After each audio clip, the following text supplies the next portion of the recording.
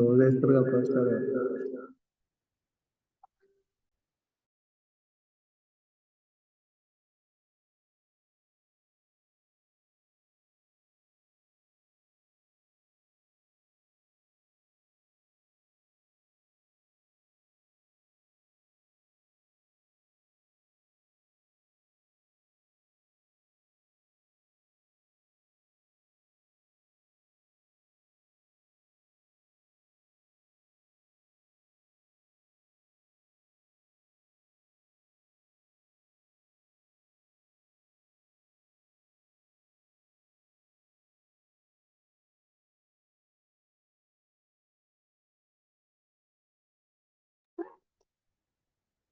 Good evening, all the participants. We'll start the session exactly at 6:10. And thank you all that will join the session as per the time, and make sure that the feedback link and attendance link you try to fill it. And I request all of you please join every day and maintain this attendance. So every day we are sharing this attendance, and we have taken care of this attendance and also the feedback. As per ACT norms, we got a mail and we are sending that. So request all the participants to see that these links you don't miss. We are sharing in the chat box, not in the not in the group, in the WhatsApp group. So whoever is there, no, try to see that they fill it that and as per the schedule, and fill it and send it back. Thank you.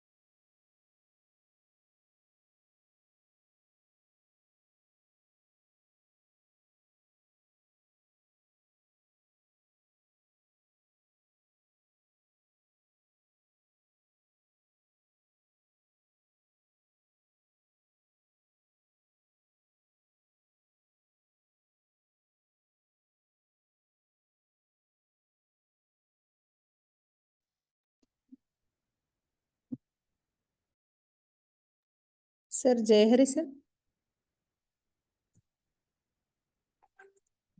Hello, Madam. Jayahari sir. Yes, ma'am. Sir, we will start, sir. Tanya ma'am. Yeah.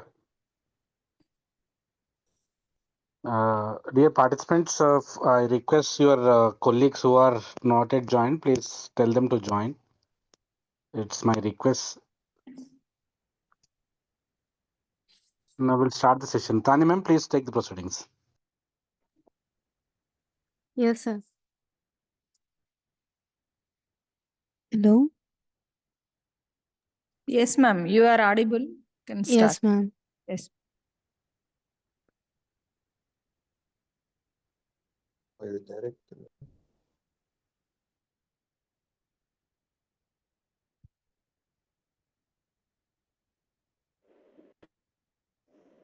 Okay, should I start sharing my screen? Or there is some Tanya ma'am, Yes, ma'am. pre-dem please also. introduce profile. Okay, ma'am. Okay. Yeah, we can keep it short. Okay. Yeah, Daniel. Uh, a very good evening to one and all. My name is Tanya. I am an assistant professor from KG Reddy College of Engineering and Technology. I am from Mechanical Department. And it's my privilege to introduce to you Mr. Pinaki Das Gupta, a senior consultant at ASOCHAM, where he serves within the Council for Environment and Climate Change, focusing on carbon and sustainability.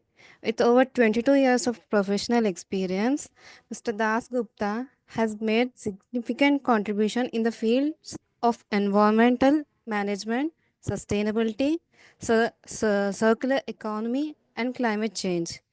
His expertise spans multiple sectors, including chemicals, pharmaceuticals, energy, infrastructure, and rural enterprises. He has worked closely with various central government ministries, including the Ministry of Environment, Forest and Climate Change, the Department of Science and Technology, and the National Research Development Corporation, among others.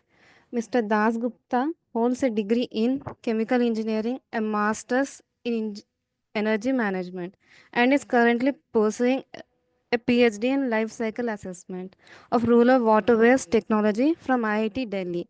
His experience also includes leading environmental impact assessments and risk assessments for large scale projects, including floating solar plants. A dedicated advocate for sustainable development, Mr. Das Gupta has been involved in numerous capacity building initiatives, particularly in empowering young women and economically marginalizing communities. His work has also extended to supporting entrepreneurship and innovation, mentoring startup and facilitating training programs on environmental safety, disaster management, and sustainable practice. And I welcome you, sir. Sir, Mr. Das Gupta, you can take on the session, sir. Thank you, Tanya ji, for the very nice and generous introduction. And thank you and welcome to all the participants Thank you, sir. for this FDP session, which has been organized by KG Reddy College of Engineering Technology. I must also congratulate the coordinators and Dr. L. Jayahari, Professor and Dean, Department of Mechanical Engineer and Coordinator, Mrs. Samyukta Pinta ji. And I also would humbly request that if you have not, if you have just joined and if you are willing to listen to me, you can keep your little icon of mic on the muted mode, on the red button mode, so that we can all listen to what the session is all about, and then probably we can take few questions. And of course, this is all about energy and energy systems. And I know because of the time and everything, it is a bit challenging for all the participants. So thank you so much once again for coming online. I hope my presentation is visible to everybody. Yes, sir. It is visible, Okay. sir. Okay. And I'm trying Make to it make it, full screen, sir. yeah, I'm trying to make it full screen. And is it full screen now? Okay, I still Yes, hear sir. some disturbances, so I will again request all the participants to please keep on the mute mode. Mm, Thank you so much. And if any slide does not change, just let me know if the coordinators or the organizers can let me know. So this is very interesting FDP, very unique FDP, wherein we have an intersection on energy, climate change, and sustainability.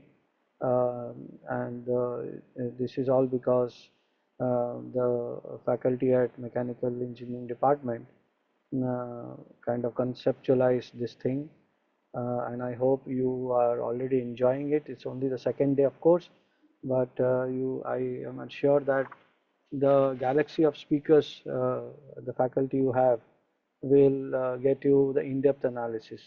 So beginning with today's session, and in another 1 hour and 15 minutes or so, I will try to give you a broad concept of what energy is in terms of its scenario in the world and in India, as well as the energy systems we have in place.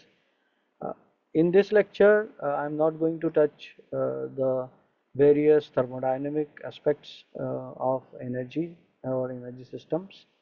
I think it requires much more time and effort. It's a separate subject altogether. And also, I think, though I would have loved to give you description of each of the energy systems in place, but again, because of the time constraint, we will just touch upon the various facets of energy systems which are doing the rounds. And remember that this is only the tip of the iceberg. This lecture is to sensitize you and to inspire you to explore more about energy systems, concepts, the thermodynamics behind it, including the enthalpy or the menthalpy. What is menthalpy?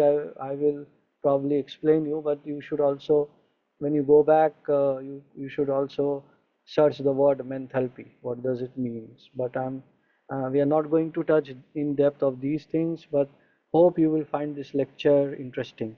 And this is only to inspire you, and you are also doing so many works within your field of interest. So I kept this presentation a little generic and which can be understood by faculty at assistant or associate level, and also people who are joining from the industry. So in this presentation, we will kind of cover a little bit about world energy, what is there in India, then energy systems, little bit about classification, energy storage. Though energy storage systems is another field which would have to be taken in a separate manner, but still for the sake of kind of including this topic, I thought we will give you some examples. So when we talk about energy, we always think that sun is the ultimate source of energy, and then what Thomas Edison also put it, that he said, and I quote, that I would put my money on the sun and solar energy. What a source of power. I hope we don't have to wait until oil and coal run out before we tackle that. And exactly this is the philosophy of energy systems, and it has been there uh, for many years, for many years. So when we talk about energy systems, and you have to, actually we have to be very clear that energy and energy systems are bit interconnected, but they are separate. Energy is the ability to do work. That's the simplest definition, and that still holds. And energy systems are a combination of all processes. So energy systems are something that can deliver energy to the consumer, to the end user with multiple processes. So I will again come to the definitions of energy system later on. But let's look at different energy systems which have evolved and how and try to classify them in terms of different time kind of timelines, you can say. So in the ancient time, we discovered fire and we use it for cooking, protection, you know. Then there was an era of water and wind power, and we have so many examples from our ancient civilizations of people using both. Then we had industrial revolution, which was majorly run through coal, and then came the oil boom, and then we had the electricity age, and these are also overlapping, in some time, not that ancient time, but from the coal era or so, they have been overlapping, and they have been also competing with each other,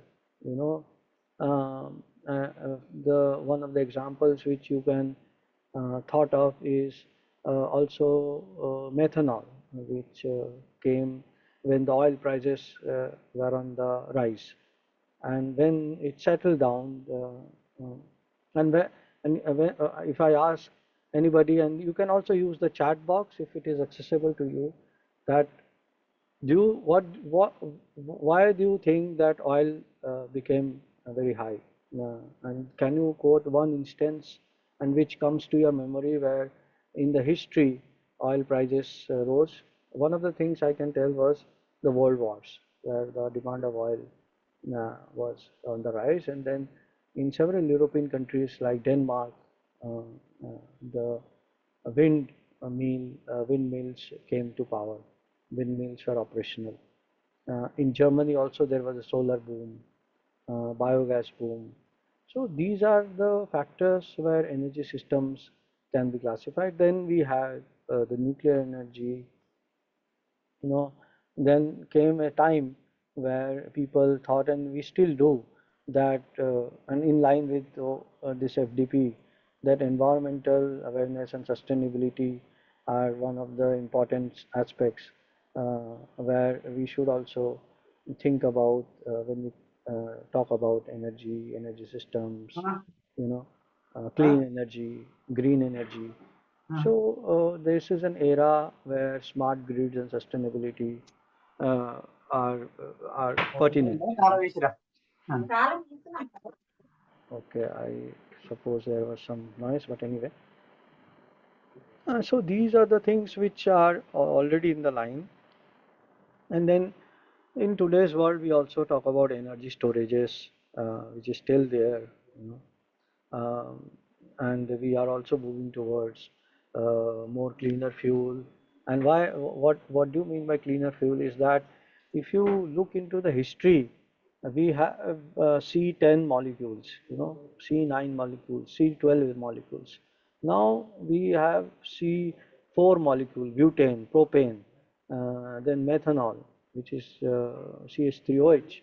The carbon is content is decreasing, and that's why we call it clean energy. At the same time, we are also exploring hydrogen as a fuel, green ammonia as a fuel, which does not have any carbon. And that's why we don't have any carbon emissions from them theoretically. Practically, you have to think of other things. There may be impurities and everything. So this is the evolution of energy and energy systems.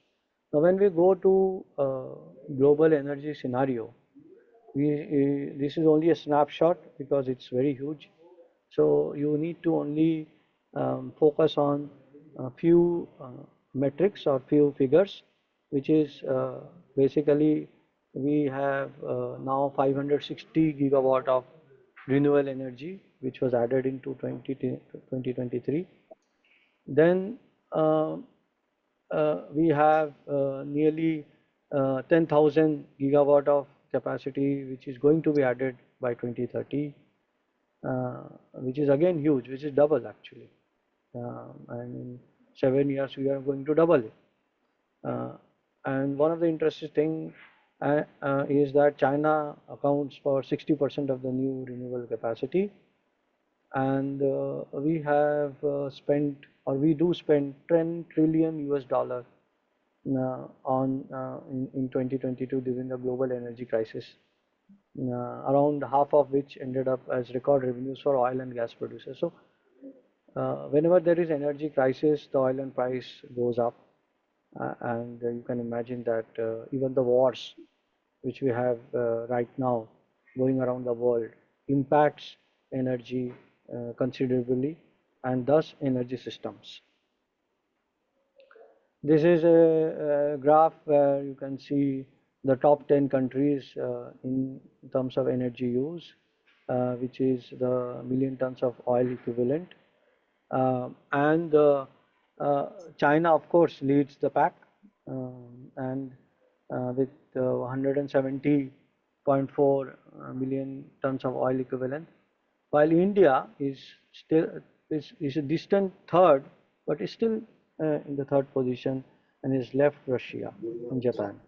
So Japan is a developed economy, and India is an emerging economy. But our energy, and you have to understand that going further in 2030 or 2040, this will increase. This will increase as aspirations. We are an aspiring economy. We have our own aspirations. Our villages are developing, so this will go up. But it is, you can see the sharp contrast between China and India. You know, this is very interesting. You know, a graph where we have the global population versus energy consumption in two axes, and it is a plot from 2015 to 2023. In fact, 2024 data is still being collected. So here you can see both the graphs, and this is global. You know, I will also share what about India, but you will have similarity here.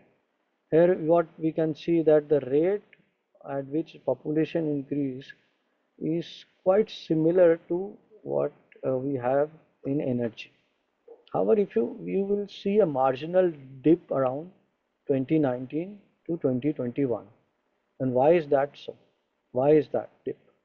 The dip is because of the pandemic, when global energy systems had to underperform, and they were not in demand, and that is why the production, the manufacturing was not at its peak.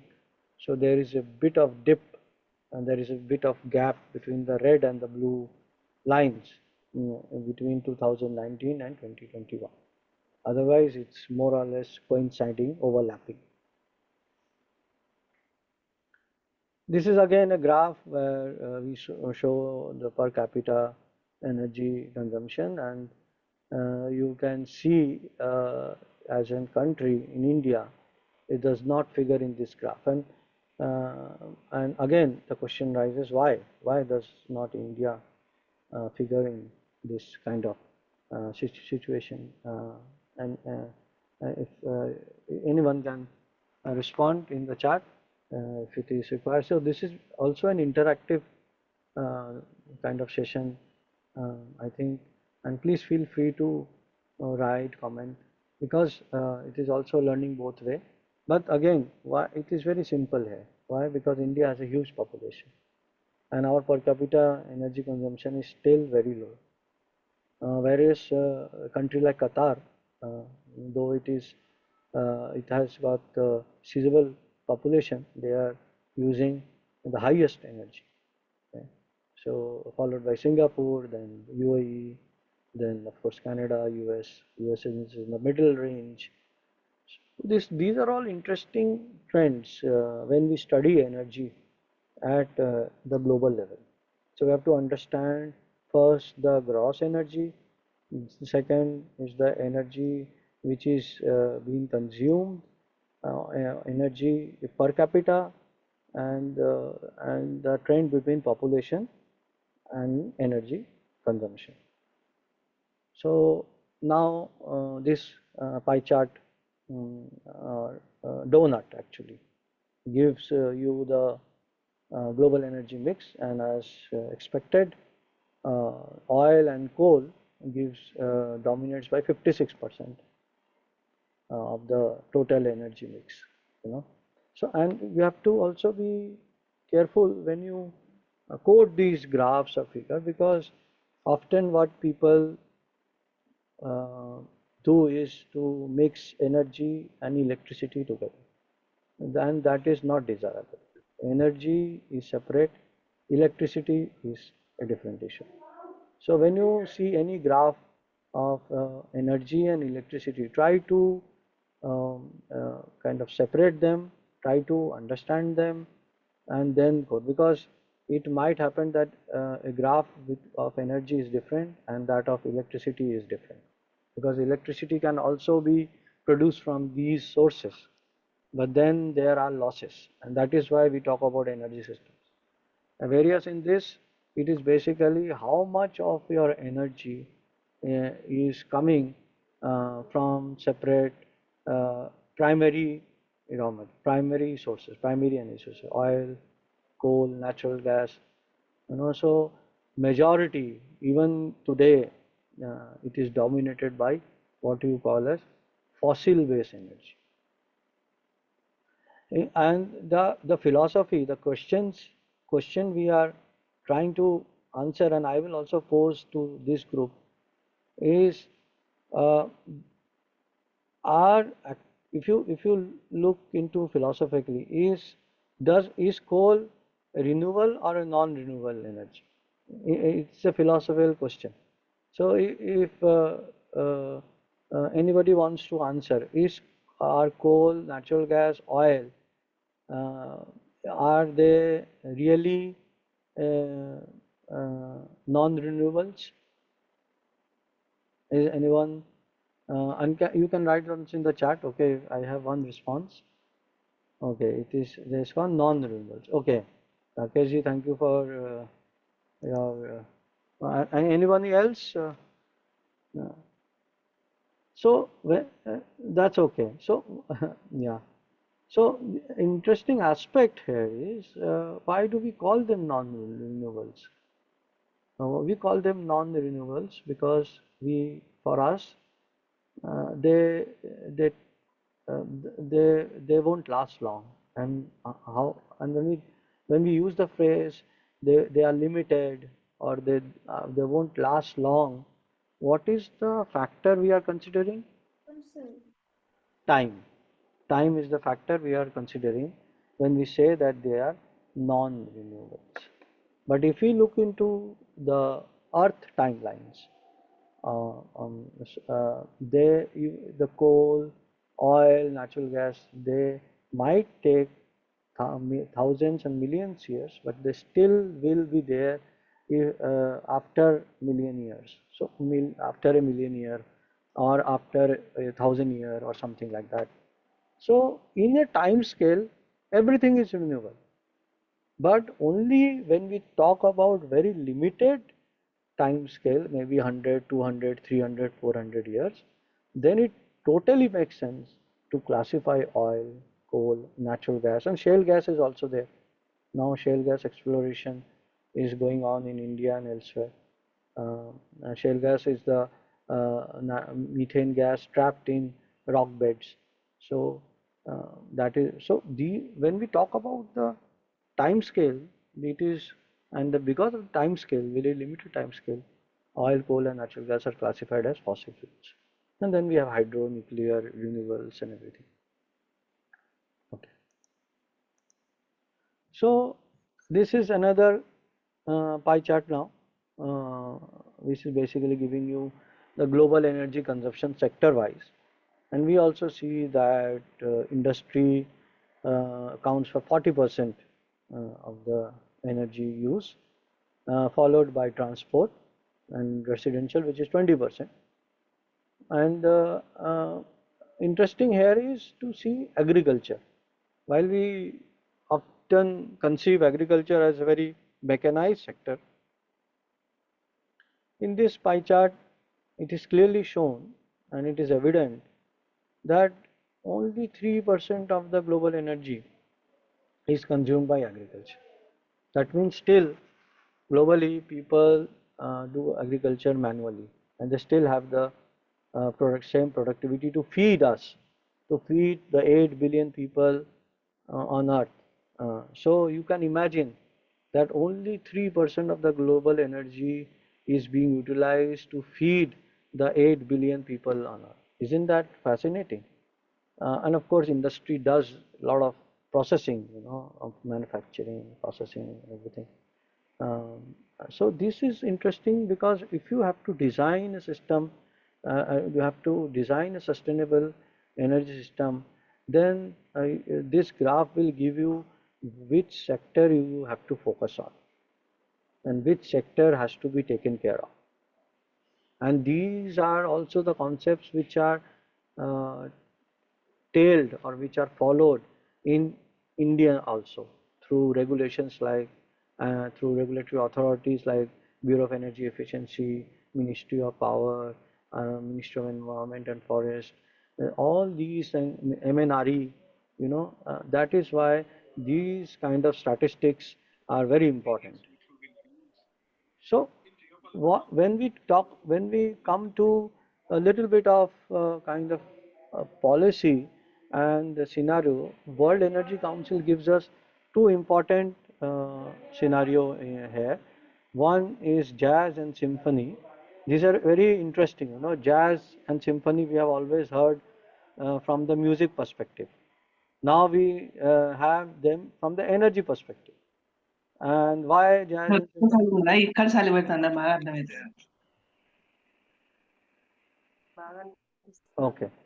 So when we talk about jazz and symphony scenario, jazz, what is jazz? Jazz is in the music is very impromptu, intimate, improvising, and mind it, they are both long-term energy scenario, nothing short-term. But it is interesting that jazz is basically market-driven. It focuses on decentralized energy system. It focuses on a strong private sector, and that's why it is called jazz. It is impromptu. It is looking at what can be achieved in a short-term basis for a long-term gain, and improvising it, innovation. But what is symphony? Symphony, I don't know how many of you, or you might have gone to any orchestral performance, or a Hindustani classical vocal music concert. It is so smooth. It starts with the rag and it goes up, it picks up speed, and that is how the symphony scenario is. More coordinated, policy-driven approach. It takes into account that coordination, cooperation, association, collaboration are important. And then it says that we will be able to achieve climate change goal through policy intervention, large-scale infrastructure projects. And I strongly advocate that when you go back from today's class, you should read a little bit more about jazz and symphony scenario.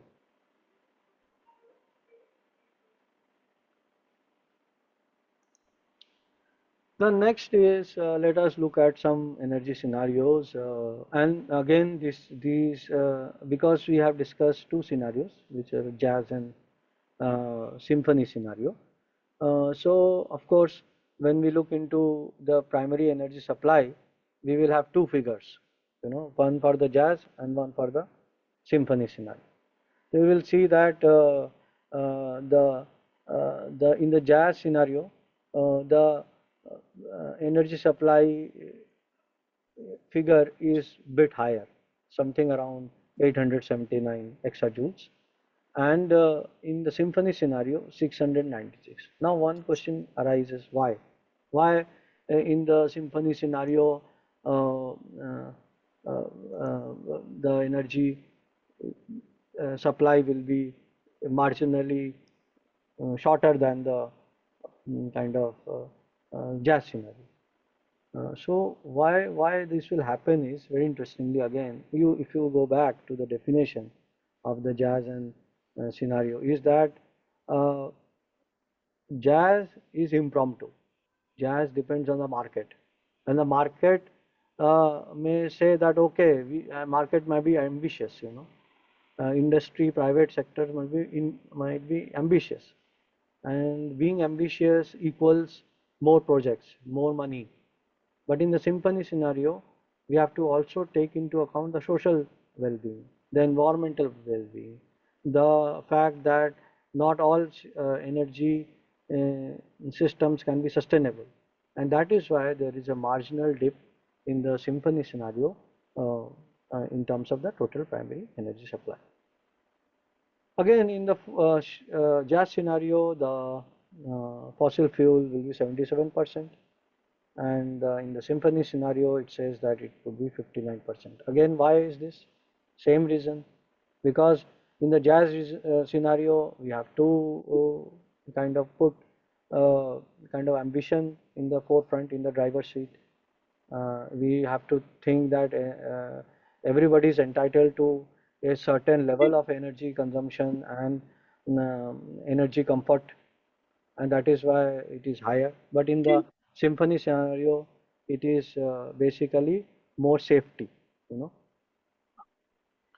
So again, I have told that industry is the most energy consuming and CO2 emitting end-use sector, and it accounts for 39% of the total final energy consumption and 45% of the carbon dioxide emission.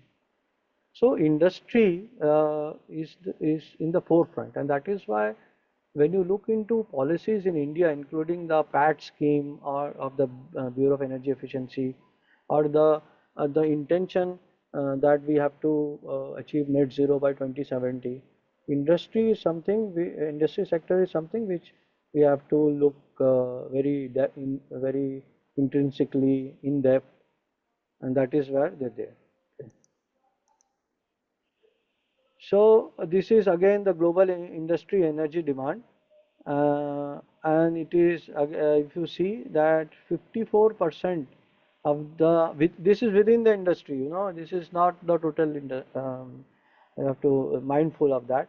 That within the industry sector, which is actually consuming 39% of the total final energy, total final energy, 39% of total final energy, and 45% of the CO2, so this is the thing. So here the manufacturing is 54%, food processing is 11%, these are important, so then oh, actually, sorry, food processing is 9%, so this is wrong, this is wrong, this is, yeah, mining is 11%.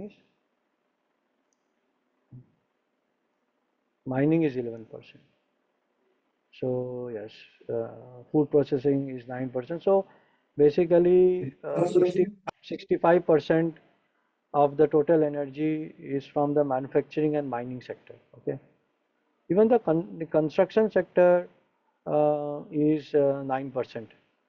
So it's considerable. It is at par with food processing. So this is thing. And what and now if you ask what does this 70, this is 65 and another 70%. 70% energy, from where does it come? So these are the actually the sectors within that industry where they all contribute to the 70%.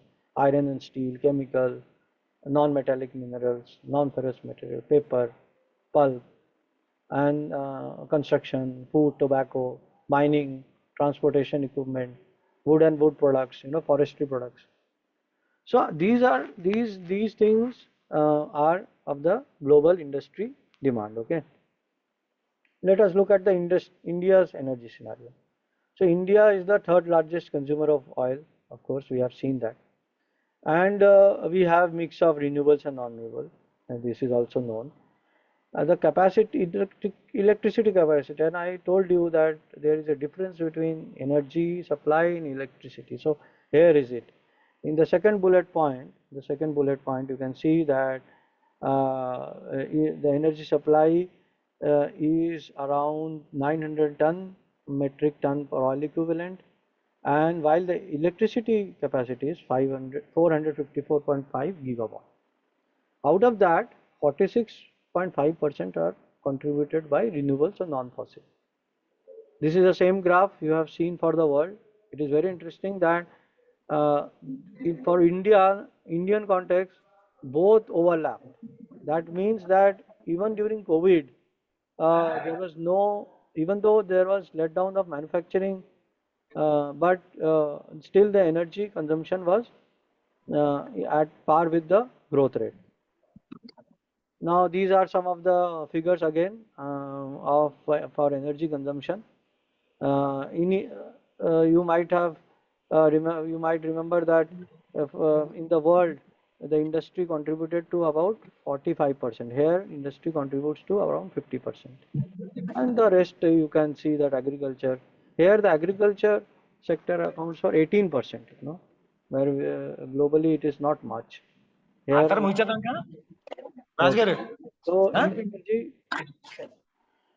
in energy consumption by fuel, we have seen that coal and oil still dominate the kind of sector. It does not mean that they dominate the thermal power sector. It is different. Here I am talking about the energy consumption. They should not confuse about the electricity generation. So this is energy consumption by the sector. Industry 45%, again same as world. It's very little bit different. Here residential, there in the world residential was 20%. In India it is 18%. Transport more or less same, in line, 20%. And agriculture marginally higher. There it was in the global scenario 3%. In India 5%. So this is the annual growth rate of India's population and energy consumption. The growth rate, and interestingly, of course, even the population growth rate is marginally declining.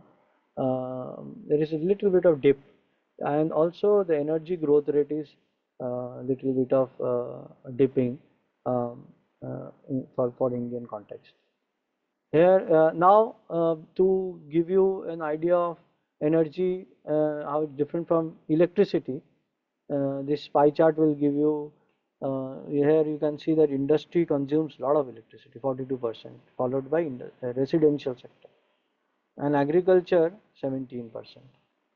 So the main sources of electricity consumption, not the energy consumption, is industry, agriculture and residential.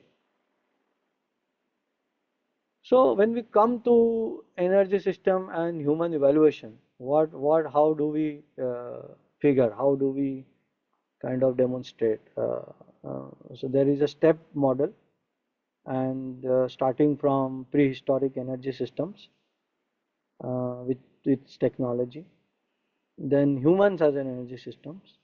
Of course, we also use cattle as energy systems. Then we have machine era. Then when there will be advanced intelligence era, which is also an AI era. AI is not only artificial intelligence, it can be advanced intelligence also. And now we are in the artificial. So we are running, we are jumping, we are going ahead with all the energy systems we have. But these are things, why I showed you all these things here is we have to understand and appreciate the philosophy behind the energy systems. It's not just only figures and markets. They are very important, but then the philosophy behind energy systems and humans are important, and the connection is important, and that is why we can be more sensitive towards the present and the future generation and the future intervention. So now we come to the energy sources, and you are all aware that there can be several classifications of energy sources, like renewable, non-renewable, conventional. It all depends on how do you look into that. They can be traditional or new. What are traditional sources like oil, gas? Now new is hydrogen, ammonia, methanol, dimethyl ether, and dimethyl ether is a kind of substitute for LPG also. So a biodiesel is a substitute for diesel. Then again the conventional fossil non-fossil. Some of the energy sources I have listed down. You have coal, you have hydroelectricity, crude oil, biomass, solar, tidal, even ocean currents, geothermal, wind, hydrogen, EV, methanol and dimethyl ether, radioactive. So these are the raw material. And what does energy systems talk about? That you have to process this raw material. You have to get them converted to some form. You have to extract them, you have to process them, you have to transport them, you have to deliver them. That is what energy system is all about. If you see this chart, it is basically depicting that we take waste or primary energy as raw material, we transport them, we convert them to the secondary energy, we again transport them after processing, and we finally deliver it to the end consumer in a different sectors, whether it is industry, whether it is building, whether it is agriculture. So when we talk about energy systems, what are the definitions we have? Now different authors and different reports have tried to define energy systems, and the IPCC fifth assessment report um, defines energy system as all components related to the production, conversion, delivery and use of energy. This was in 2014. Again then another author, Fenninger and Kiersted, they defined energy system as the process chain. Rightly, why process chain? Because systems is actually process chain, from the extraction of primary energy to the use of final energy to the supply of services and goods. Then in 2020, Dinser and Abu Rayash, they wrote a paper and they tried to define energy system as an well engineered system that is designed to supply energy system to end users. So one of the things which you can see and we can see from these definition is the supply and the demand side of the energy system, the energy through the raw material, through the processing of raw material, through the conversion of raw material. And then in 2021, Holden and Rigg, they gave a definition which we just mentioned, was that energy system consists of two separate subsystems, the energy supply system and the energy demand system. And what is the energy supply system? When you go back to this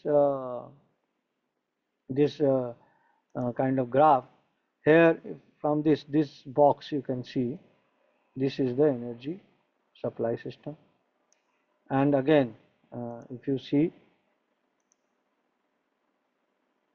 this is the energy demand system, and it is very interesting. Both interact with each other,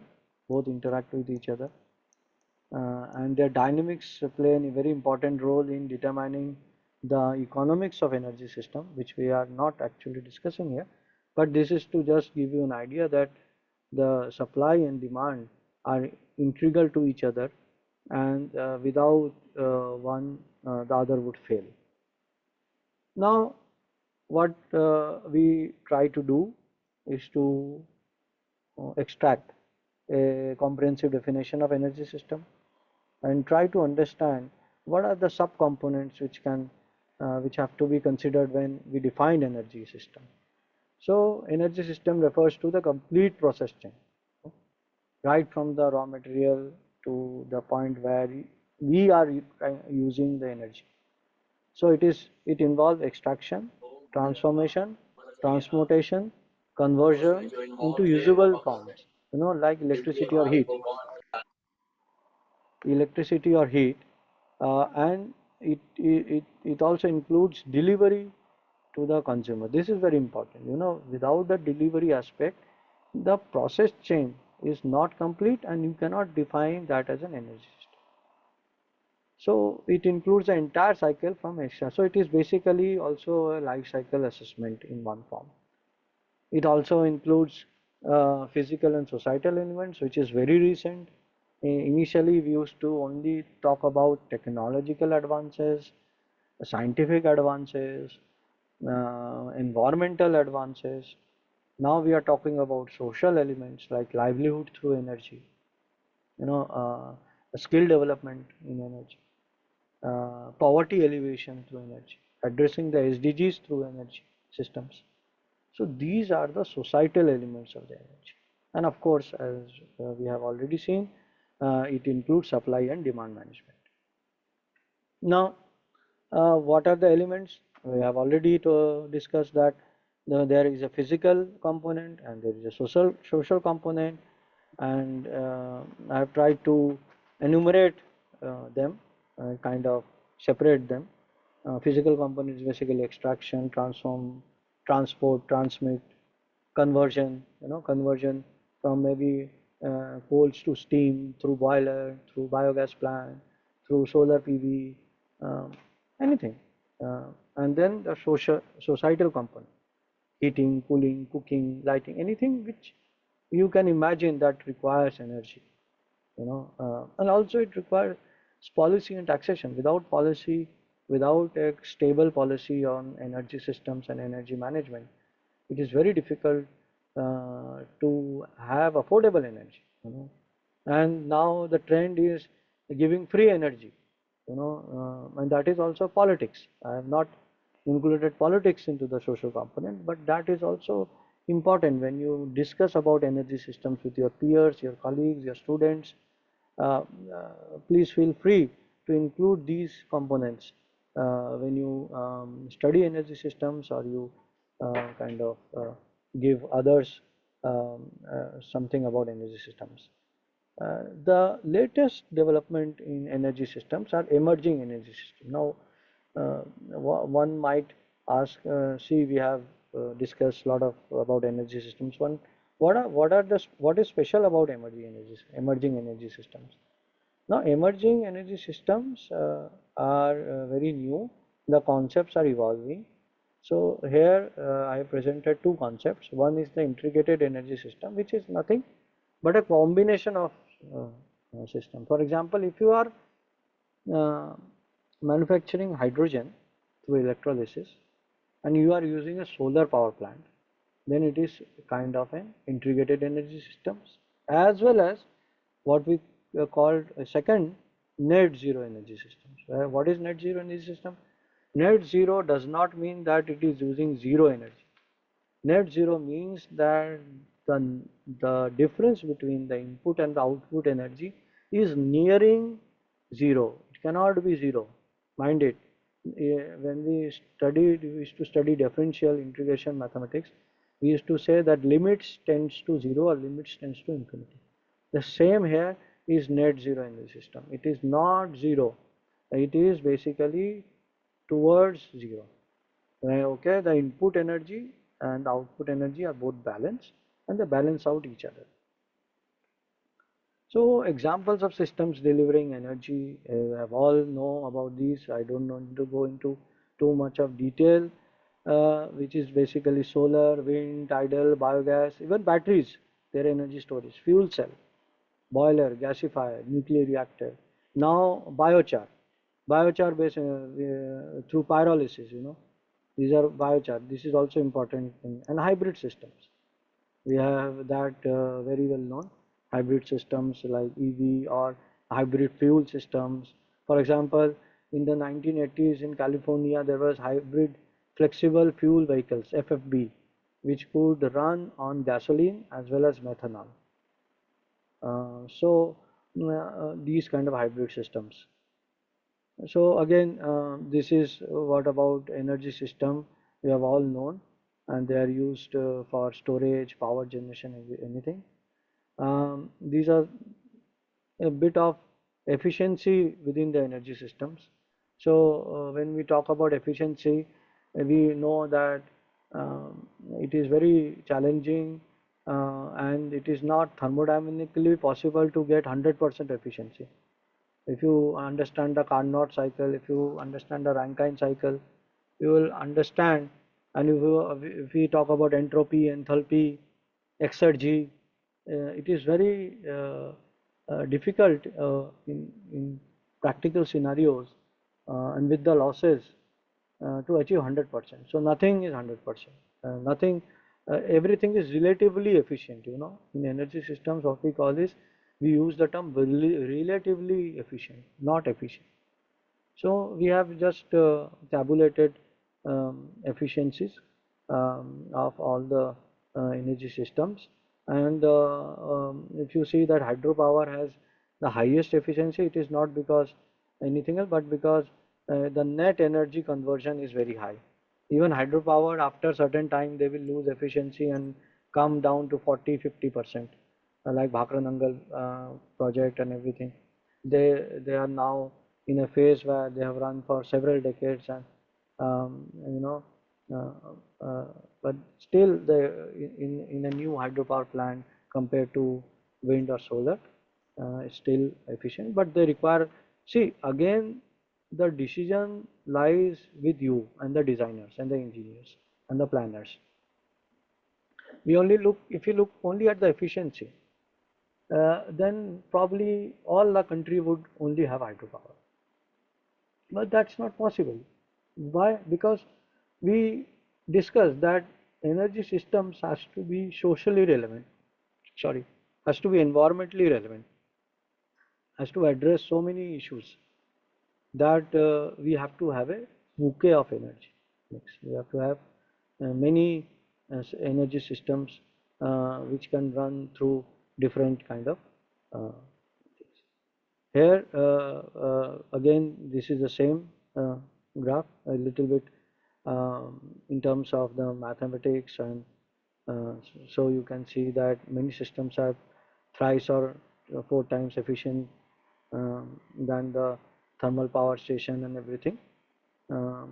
And here we put in 3 basically basic kind of compartments. First is energy generation, then electricity delivery, heating and transport. So where you can see the electric vehicles, they are twice or 4 times efficient. You know? But again, these numbers, they are not fixed. You have to find out from case to case basis and from country to country. So now I will just kind of get you for some examples, like coal-based thermal power. Again, we use coal, and there are several types of boiler, fluidized boiler, you know, all different types of efficiencies. I'm not going into detail, but here we also, the entire philosophy is to have a closed loop system. So we have hot flue gas, again preheating the boiler, getting low pressure steam and everything.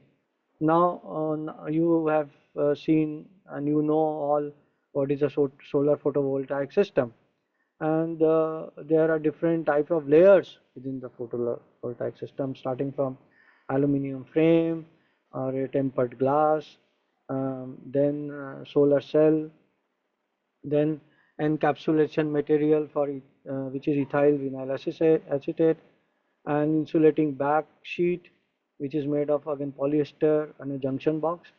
Now this is a monofacial solar panel, monofacial, right? Only one side or one face of the panel will give you electricity. Now these days we have bifacial solar, and how do the bifacial work is very simple, very simple. It has all the same component, but look at these two, look at these two, you know, this is bifacial cell again, and these are the bifacials.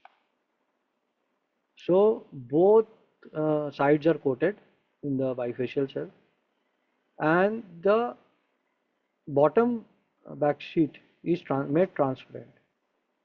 So they have a bit more efficiency than the monofacial cell. So these are again the types of wind turbine horizontal axis, vertical axis, depending upon which area you are in. Sometimes a vertical axis, they take less of kind of space and everything. So some they are installed offshore. Of course, and in horizontal axis, there is, and again, dynamics involved in that. These are the components of horizontal axis wind turbine and vertical axis wind turbine. So you have a pitch system and the yaw system, which can rotate the wind blades according to the wind direction and everything. So why I am kind of sharing this is to get you understand that these are only one component of energy system, which is actually the heart of them, but there are several others, including the extraction, transportation. Then this is the generation part actually, which we are discussing right now, and then there are other like delivery and everything. So again, hydropower plants also have different key components. Then there are three types of hydropower plants. Run of the river, which has, if you see run of the river, it is also shown here in terms of this thing. It goes directly into the turbine, and turbine moves, and the power is generated. Then there is a pump storage hydroelectric power station. So there are different types with different efficiencies. This is again a basic nuclear reactor, and of course now people are advocating nuclear reactor as clean energy, but then when we talk about the life cycle aspect of nuclear energy, the mining of uranium or thorium, they might pose a certain bit of occupational and health risk. But then in terms of energy systems, they might be better options, but again with a certain degree of safety and everything. So these again, this is a very simple diagram of biomass conversion to biogas from paddy straw. So again, you might hear that in the news, especially in the northern Indian region of Delhi, Punjab, Haryana, Uttar Pradesh, lot of discussion around paddy burning, open field burning, which are all attributed to pollution, especially with the onset of winters. But then we can also treat them with different ways, and depending upon what treatment we give it to them, we can have different kind of fuels and energy sources, whether it is methane, whether it is some kind of fermented products like alcohol, or we can simply use them for combustion, for cooking. We can also, for example, we can now also generate electricity from sewage treatment plant, and we have a live example in terms of Sulabh International. People who happen to know Sulabh, Sulabh has a system of converting black water to biogas, and then to use the treated water for horticulture purpose. So so energy systems are evolving, they will keep on evolving. So as we come near to the end of the lecture, we touch upon hydrogen as a fuel, and now there are three types of electrolyzers in the market. One is alkaline electrolyzer, then there is the proton exchange membrane, and the solid, which is a ceramic membrane operating at very high temperature. Each has its advantage, and each has disadvantages of both. But then it depends on how much we are trying to put the investment, what are the technology aspects, what are the need of the projects and everything. So just to touch upon the energy storage systems, we have mechanical energy storage, we have chemical energy storage, electrochemical. These are all known to you. These are very basic things, but it is very important why at this level of program like FDP is that when we talk about energy systems, we have to talk about the entire life cycle from the extraction to the end use. That is why we say it is energy systems. And storage is one component of the energy system. The basic is your solid battery, which we all use in some kind of application or thing. Then we have this lead acid battery.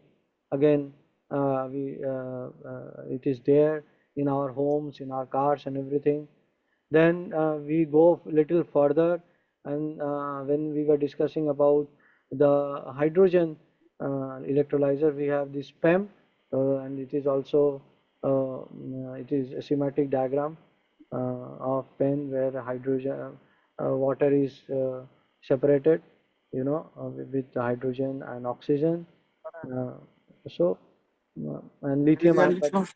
Okay, and so these are the references, and I'm happy to share this presentation with the organizers. We can give it to you. And okay, so this is all about today's lecture. And thank you so much again to KG Reddy College of Engineering Technology for conceiving and conceptualization and delivering of this amazing FDP. Thank you to coordinator Shri Dr. L. Jayahari, who is a professor and dean, and Mrs. Samyukta Penta and also Tanya, and to the wonderful participants who have been listening for last 1 hour. Thank you so much. Thank you very much, Das Gupta sir, for your valuable information. Yeah. I'd like to thank you, sir, for giving sharing on energy resources and non-conventional energy resources and how to use them. I would like to end the session by giving a vote of thanks. I extend my heartfelt thanks to all the participants as well as the dignitaries for giving me this opportunity. Thank you, all the participants. I'd like to hand over this session to Mr. Ramesh sir. Ramesh sir? Yes, Tanya ma'am. Sir. Madam, I have one doubt. Can I ask the Yes, speaker? sir. Yes, sir. Faculty can raise few Yes, sir. questions, ma'am. Yes, Yeah, sir. sure. Yes, sir. Yeah. In like a faculty, do you like participant? Do you have any queries? You can ask questions. Yes, madam. I have one small doubt. Actually, we are talking about the renewable energy sources, right? Sir, can you So, identify yourself and then probably? sir, myself, Satish Singarapu, assistant professor in the KG Reddy College of Engineering and Sure, Technology. yes. Sir, my doubt is, so we are talking about renewable energy sources, right, sir? So nowadays we are using solar panel as a one of the renewable energy source. But my question is, what are the challenges that associated with the materials that we are using the solar panels, like silicon and other materials we are using in the photovoltaic cells and solar panels, right? So when the panels are expire, then the disposable and other things, how we can maintain, how it will impact the environment, what are the challenges that we are going to face? That's a wonderful question, Satish ji, and thank you for asking. It's a very pertinent question in terms of environmental aspects, environmental aspects and impacts. When we talk about energy systems, the foremost thing which we consider is energy security, number one. Okay. In all innovations, if you look into the energy system, especially the renewable energy ones, whether it is electrolyzer, whether it is solar, whether it is wind, whether it is anything, we talk about the generic aspect of reducing emissions. We talk about clean energy because it does not emit PM10, PM2.5 or other things which normally the coal burning or oil combustion gives us. The other part is life cycle. Now your question pertains to the life cycle assessment of a solar panel, and if we do the life cycle assessment, then again we have to talk about the extraction of raw material, the silica, the aluminium sheet which goes into it, the glass, the back end panels, the wires, everything. Now, those individual components within themselves, they might not be sustainable.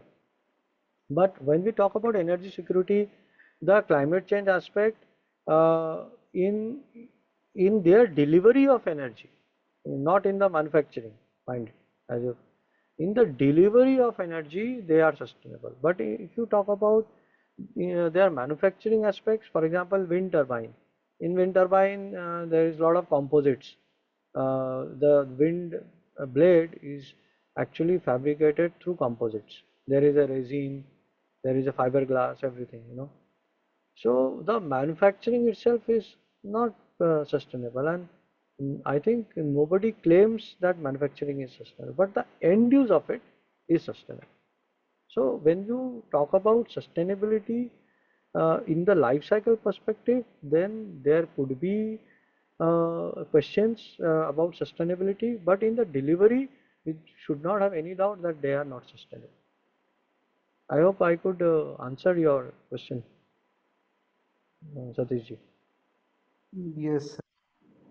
So the basic disposal, see, when we talk about the disposal, we have to also see that how do we reclaim the materials which has actually gone into the manufacturing of solar panels, which is just like e-waste.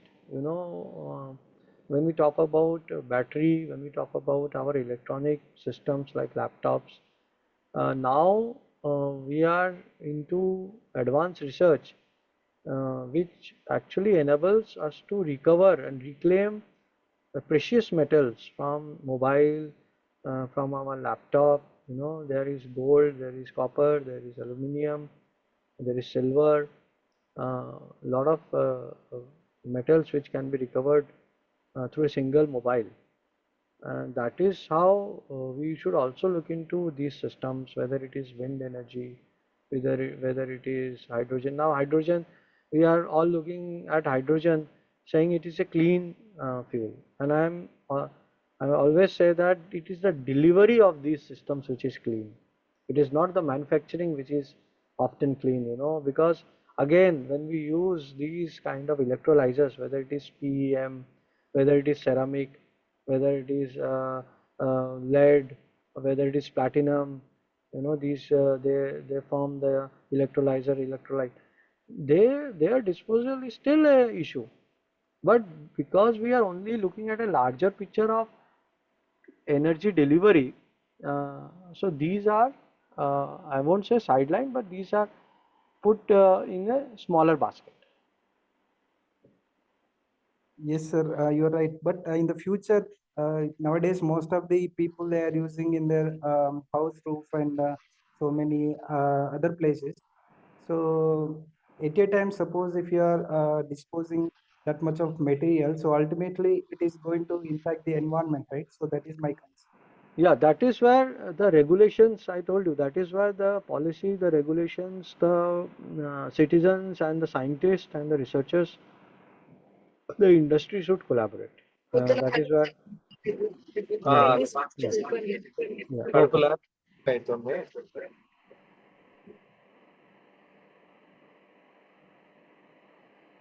Okay, any other question? Sir, hello sir. This is Dr. G. Satyanarayana, Head of Civil Engineering, Bokara Gangaratu. Hello, sir. What is geothermal energy, sir? The geothermal energy is the energy which is derived from earth. So the heat, the differential temperature, if you go a bit down the earth, there is a increase in temperature. So geothermal energy is actually tapping the differential temperature differential for recovery of heat. So we insert 1 kilometer or something, or 800 meter or 500 meter in specific places, not in all places. But if you remember, sir, that we in older days we used to also have wind terminals from underground. So if you have to keep your kind of house or establishment warm, there would be a tunnel which goes below the house, and the outlet would be a kind of inside the house, the temperature difference within the earth's heat and the ways to extract that heat is called geothermal energy. Okay, sir. Thank you. Any other questions?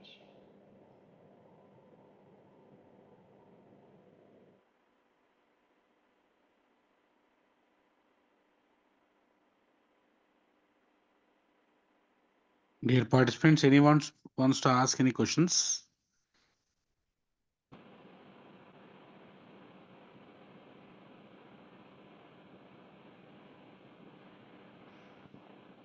Srihita ma'am.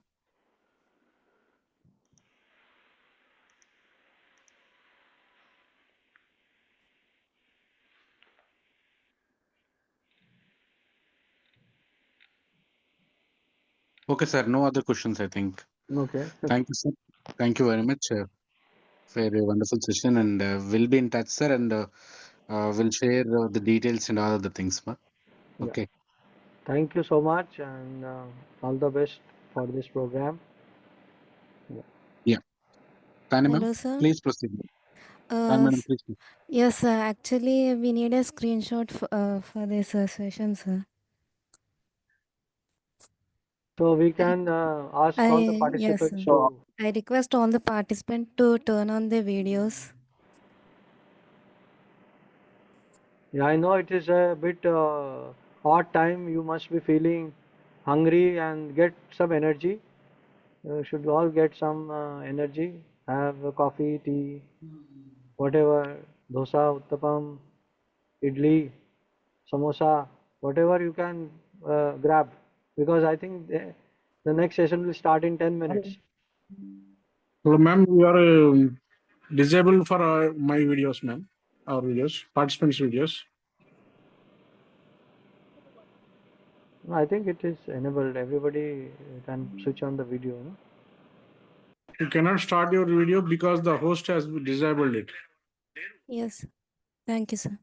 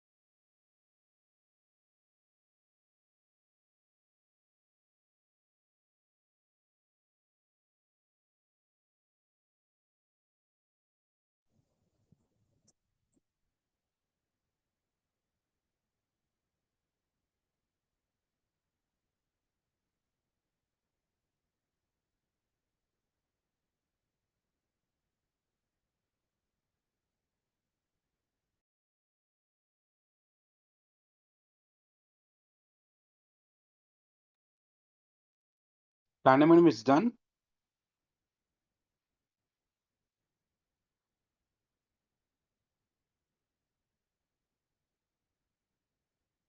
Yeah, now we'll take to the next session. Mr. Ramesh is the moderator for this session. Ramesh, please take over the session.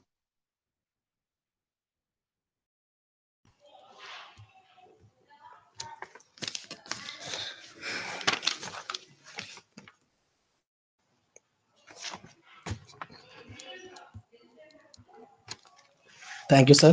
Thank you, Tanya madam, for handling this session to me. Good evening, all. Am I audible, sir? Hello. Yes, yes, you are audible. Go ahead, Ramesh. Good evening, all. Welcome to the second session, which is on emerging trends in renewable energy, innovations, and impact. I am Ramesh, Assistant Professor in Mechanical Department at KGRSET. It is my pleasure to invite today's esteemed speaker, Dr. N. Santosh Kumar Gaud is an accomplished academician with an over 12 years of teaching experience and research experience, holding dual master's degree, one from the United Kingdom, another from the Belgium, along with a PhD from National Institute of Technology, Karnataka, Surathkal. He has developed a strong foundations in renewable energy systems, integration, and smart grids and advanced machine learning techniques. Dr. Santosh has published his research in top-tier journals and is recognized for his contribution to the field. In addition to their research, he serves as a reviewer for several prominent journals. It is my warm welcome you, sir. Uh, Hello, sir. uh, Hello, Thank sir. you. Thanks for the introduction. Can you hear me? Yes, sir. Just a second. I'll share my screen.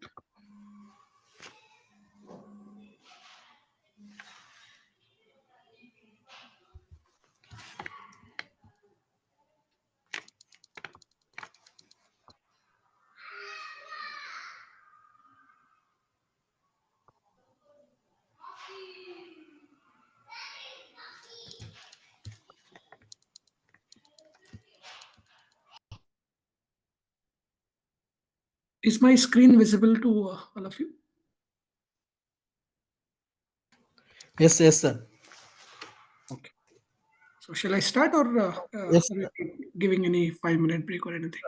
1 minute, sir. 1 minute, sir. Yes, sir. You can start, sir. Please. Okay.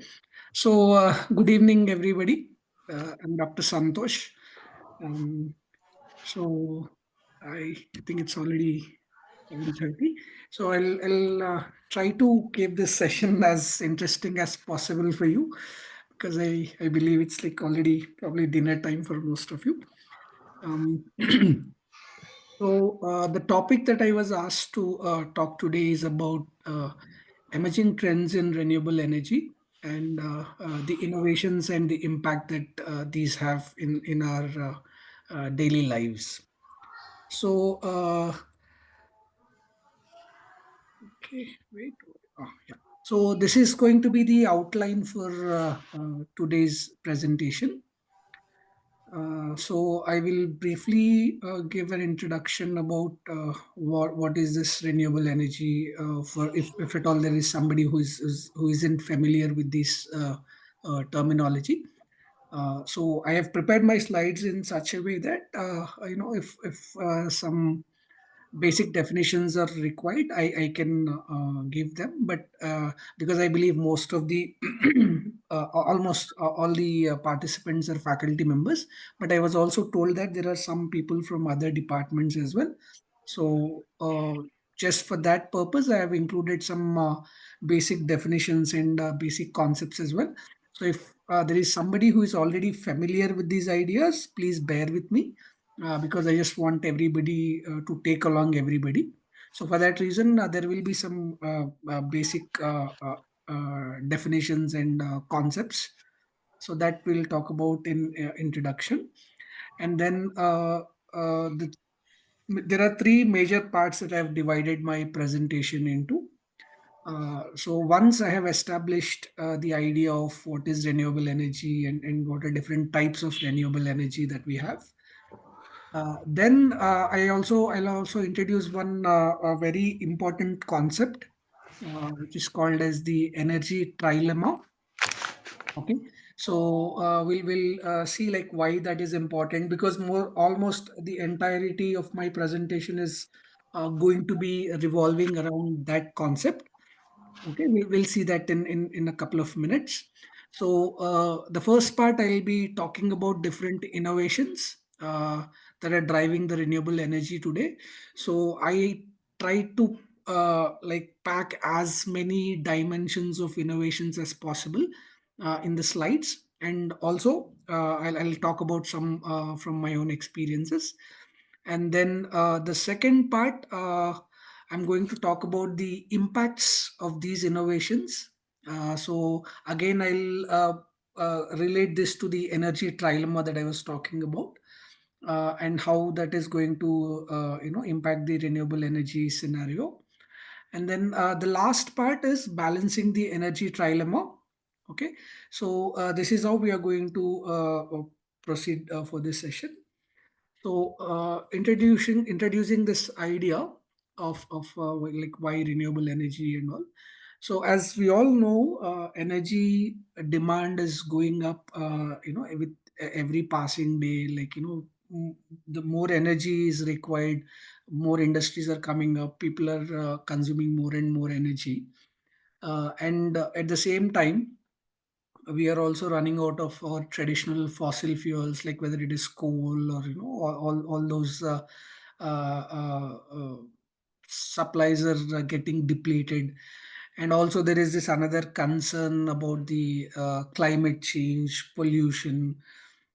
So there is this immediate need, like it's not even like, okay, we have some time, we'll think about it. It's like very, very imminent and urgent requirement for finding out alternative sources of energy, because even I think as of 2023, I believe, I think these stats that I'm talking about, even like as recently as a couple of years ago, we are still getting most of the global energy, which is over 80% comes from fossil fuels. So I've just given a, like, a kind of a split up of energy, roughly, which what coal and gas and oil, this together, like almost goes up to like more than 80% of our global energy supply. So as we see that, coal, gas, oil, these are going to be, these are not going to last forever. So people have started like aggressively pushing renewable energy. So what do we mean by renewable energy? Like something that is not going to be replenished. Like, it can be replaced. Like it comes over and over again. Something like solar or wind, things like that. So that is where this idea of renewable energy, like it started some time ago. And the reasons for this are like multi-fold. Obviously, the first one is climate change. Like people are talking about climate change, like, a lot of agreements, Paris Agreement is going on. People are talking about how this climate change is impacting so many lives, directly or indirectly.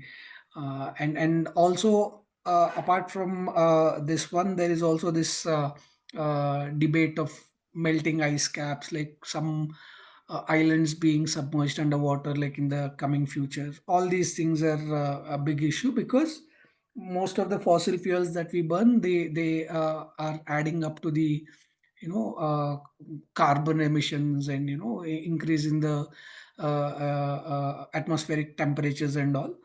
So that is one part of the problem, where actual climate is being impacted. And then the second part is economic growth, because there are two ways to look at this economic growth. Like one is because of the climate change, obviously there is going to be some impact, like certain sectors are going to go down. But on the other side, if we look at how renewables are working today, there is an entire set of opportunities that we can create and grow our economy, and in the process try not to impact the environment as much as opposed to the fossil fuels. And then the third aspect is the energy access. So what do we mean by this energy access is, like even today, like in the Indian context, there are so many remote places which are still to be electrified, or even if it is electrified, there is no quality energy being supplied to them. And when I mean by quality, I'm referring to both continuity and also the quality of energy that is being given to these areas. Okay. And on the other hand, like if there is it also depends on the terrain. Like if somebody is living in a very hilly terrain, like it's not easy to reach them. Okay. So energy access is also another aspect which is very, very which is playing a very important role in looking at renewable energy. So what we are trying to do with renewable energy is trying to address all these issues: climate action, economic growth, and energy access to everybody. Okay, so based on this idea, the World Energy Council, it has given a framework, and it is called as energy trilemma. So what do we mean by this energy trilemma? Is that it is talking about three key aspects.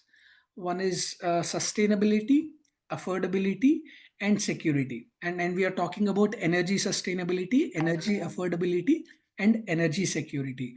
So from this entire presentation, if you can remember anything, I would say like this one slide is going to be the most important takeaway for all of you. So Energy Trilemma is a framework that tracks how countries perform in these three areas, in energy sustainability, energy affordability, and energy security. So this has been given like some, I think almost 2 decades ago, when people were starting to talk about climate change and its impact. So that is when the idea of sustainability has been placed very important, Madam, చూడండి hello very important position. So the idea of sustainability is that while in the process of producing more energy, we don't want to leave a large carbon footprint, which is going to have environmental impacts. Okay, and this is where we want to get into the renewable energies and see that maybe we can reduce that carbon footprint by a little amount if possible. And then the second part of this energy trilemma is the affordability aspect. So what do we mean by affordability is that there is energy, but what if the energy is like so expensive that we are not able to afford that energy? And this used to be the case with solar like some 15-20 years ago. It used to be so expensive that most people were not willing to use it. Okay, so the second aspect of the energy trilemma is that it has to be affordable. And then the third one is the energy security.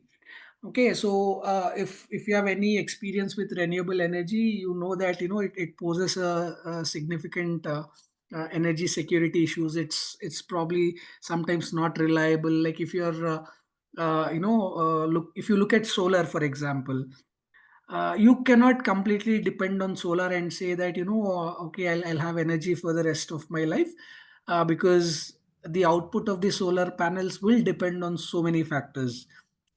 If it is a cloudy day, the energy output or the kilowatt hour per given capacity is different, or installation is different.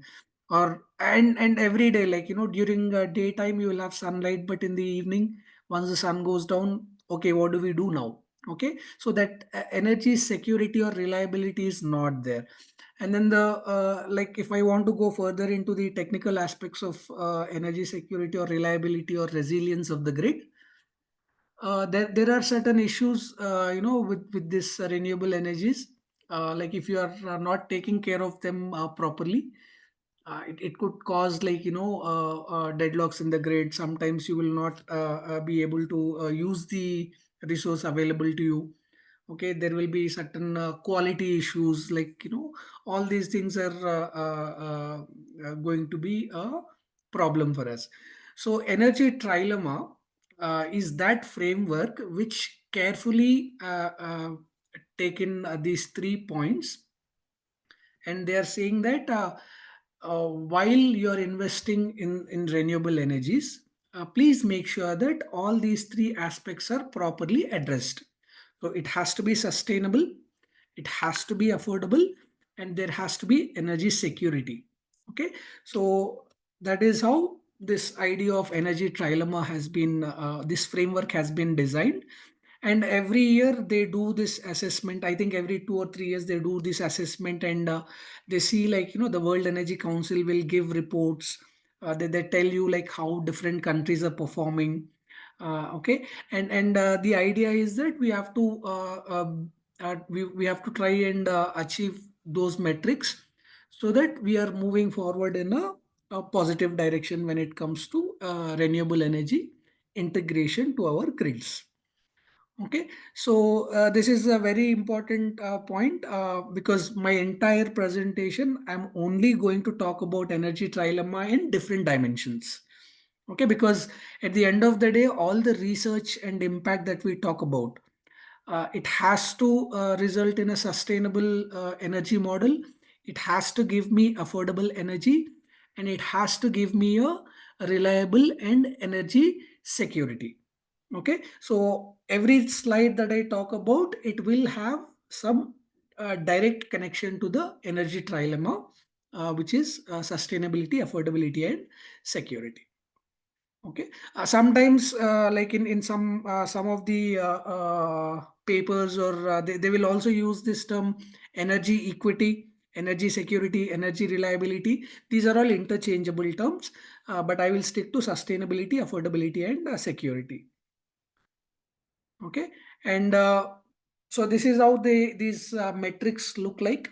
Okay, so North America is doing like this in terms of energy security. What is Europe doing? Okay, so this is based on 2018 data. Okay, so this can be accessed from the worldenergy.org website.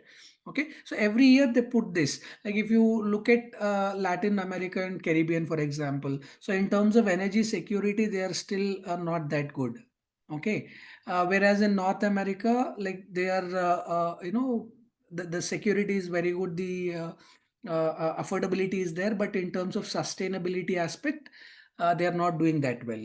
Okay, so every country or every continent, every region, they are doing this, and Europe seems to have done reasonably well, like in all these aspects, so sustainability, affordability, and security wise.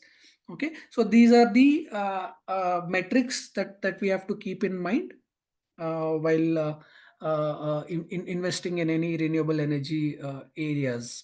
Okay, and I think I have one more worldwide metrics.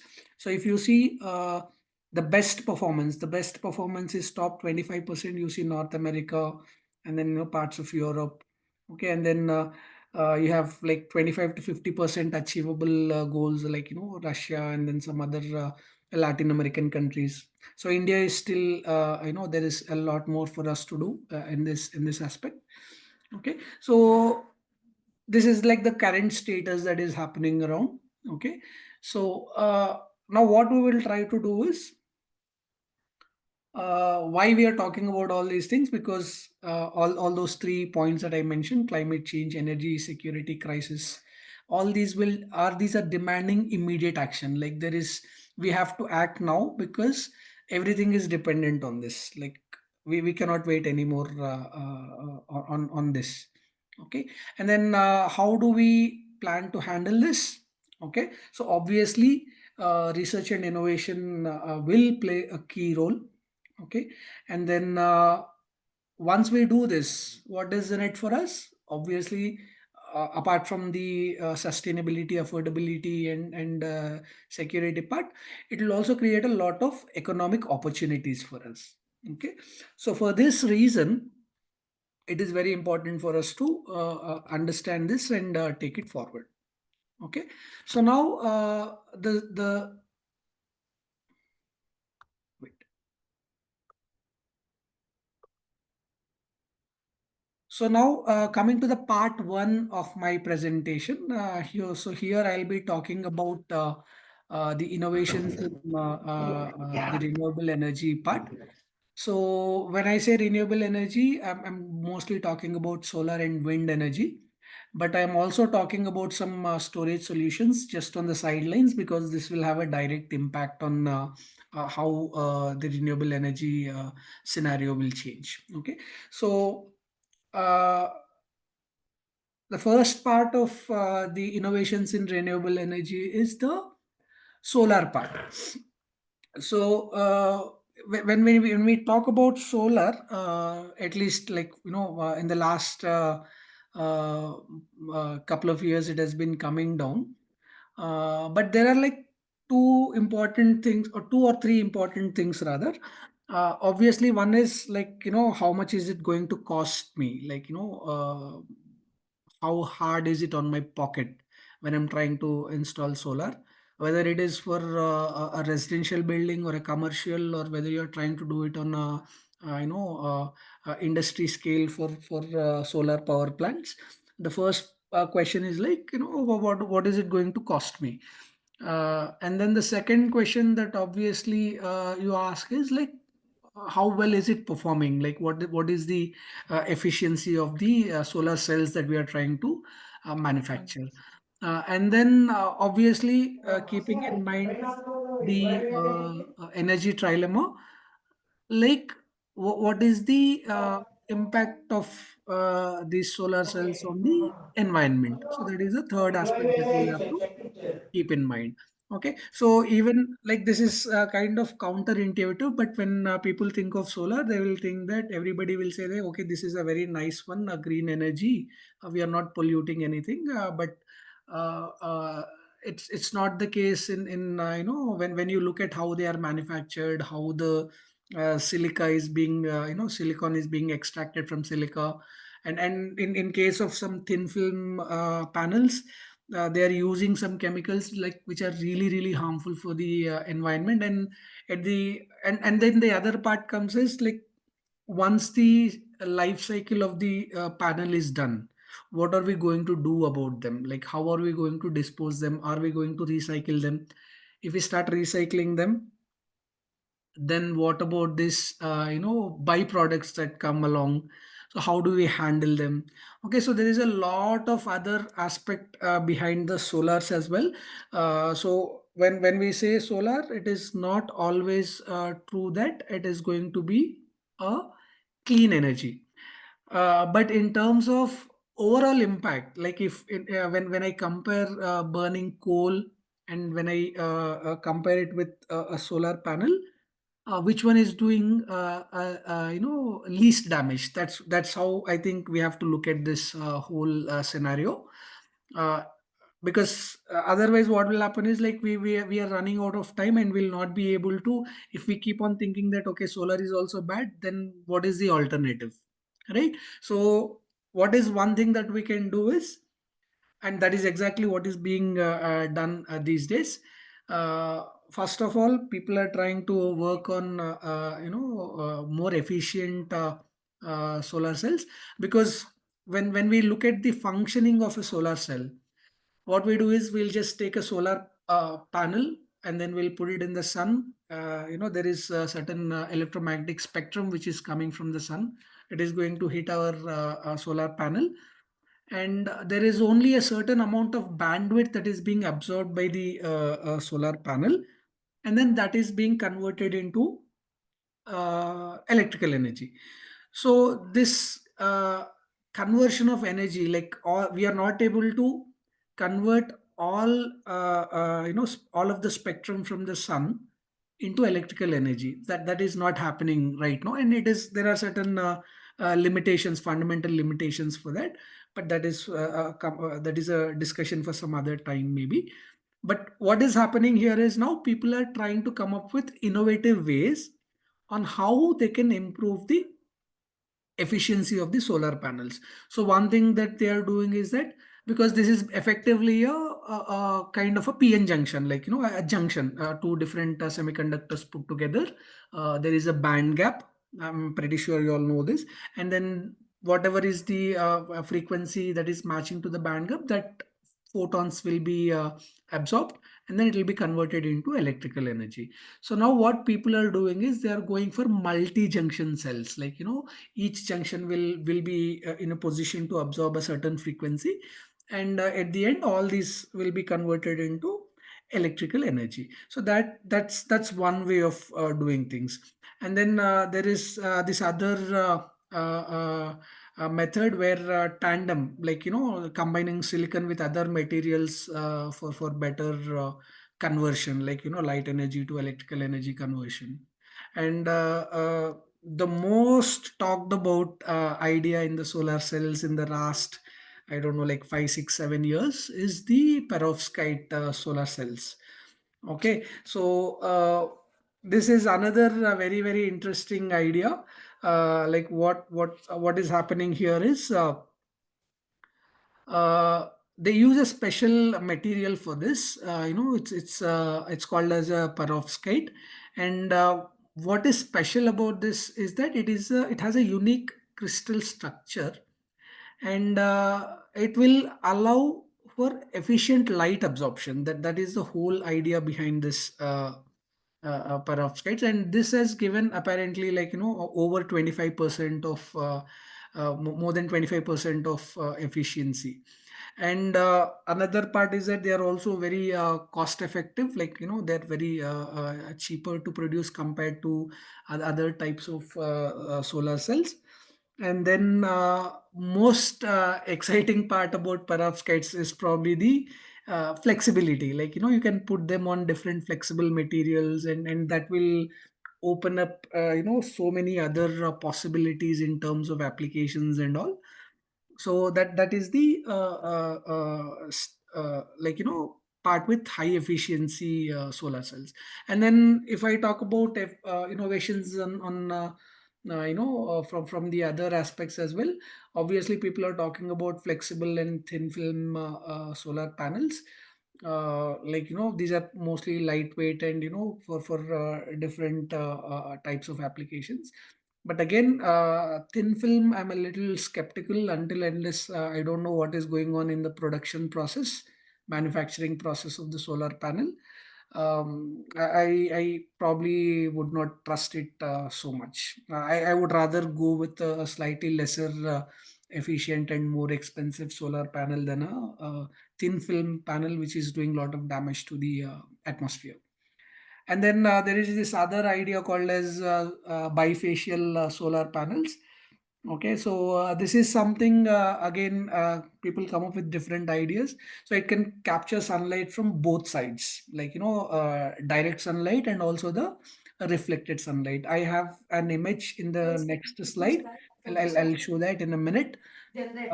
So now instead of having only one surface to absorb the sunlight, now we are able to do it with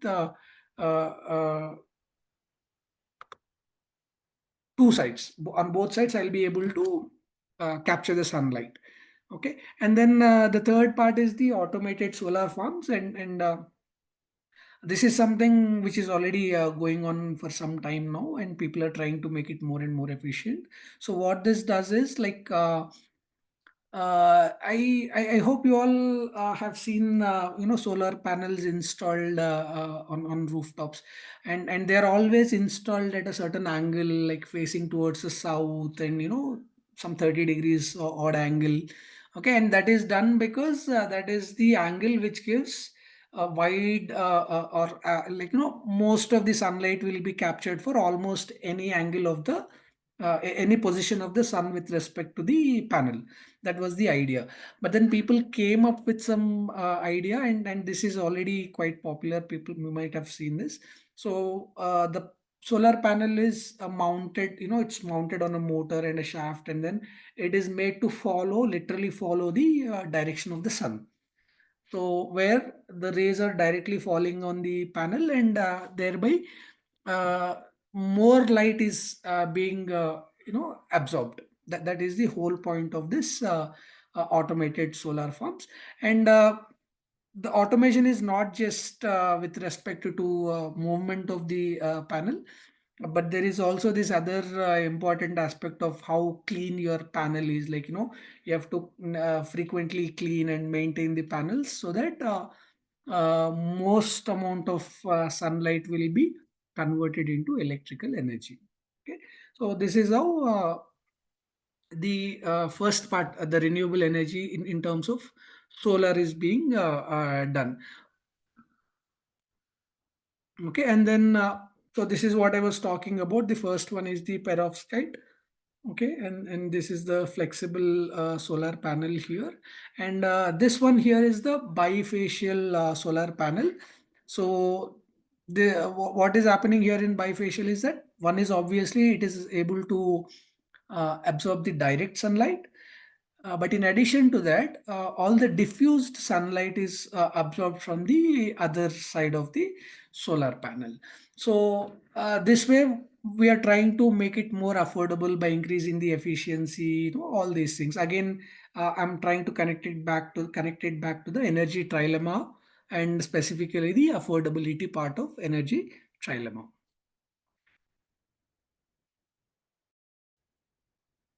Okay, so the second part of the innovations in renewable energy is with respect to the wind energy. So wind energy is something again which is again been around for quite some time now, and but the problem is that you need consistent wind speeds, and that is where people started using offshore wind farms, like where you go and put your wind turbines in the middle of the sea or an ocean. Okay, and then there are these floating turbines which are again deployed in deeper waters, like because there you have better wind speeds and consistent wind speeds. And then there is this another idea of like helium filled floating wind turbines.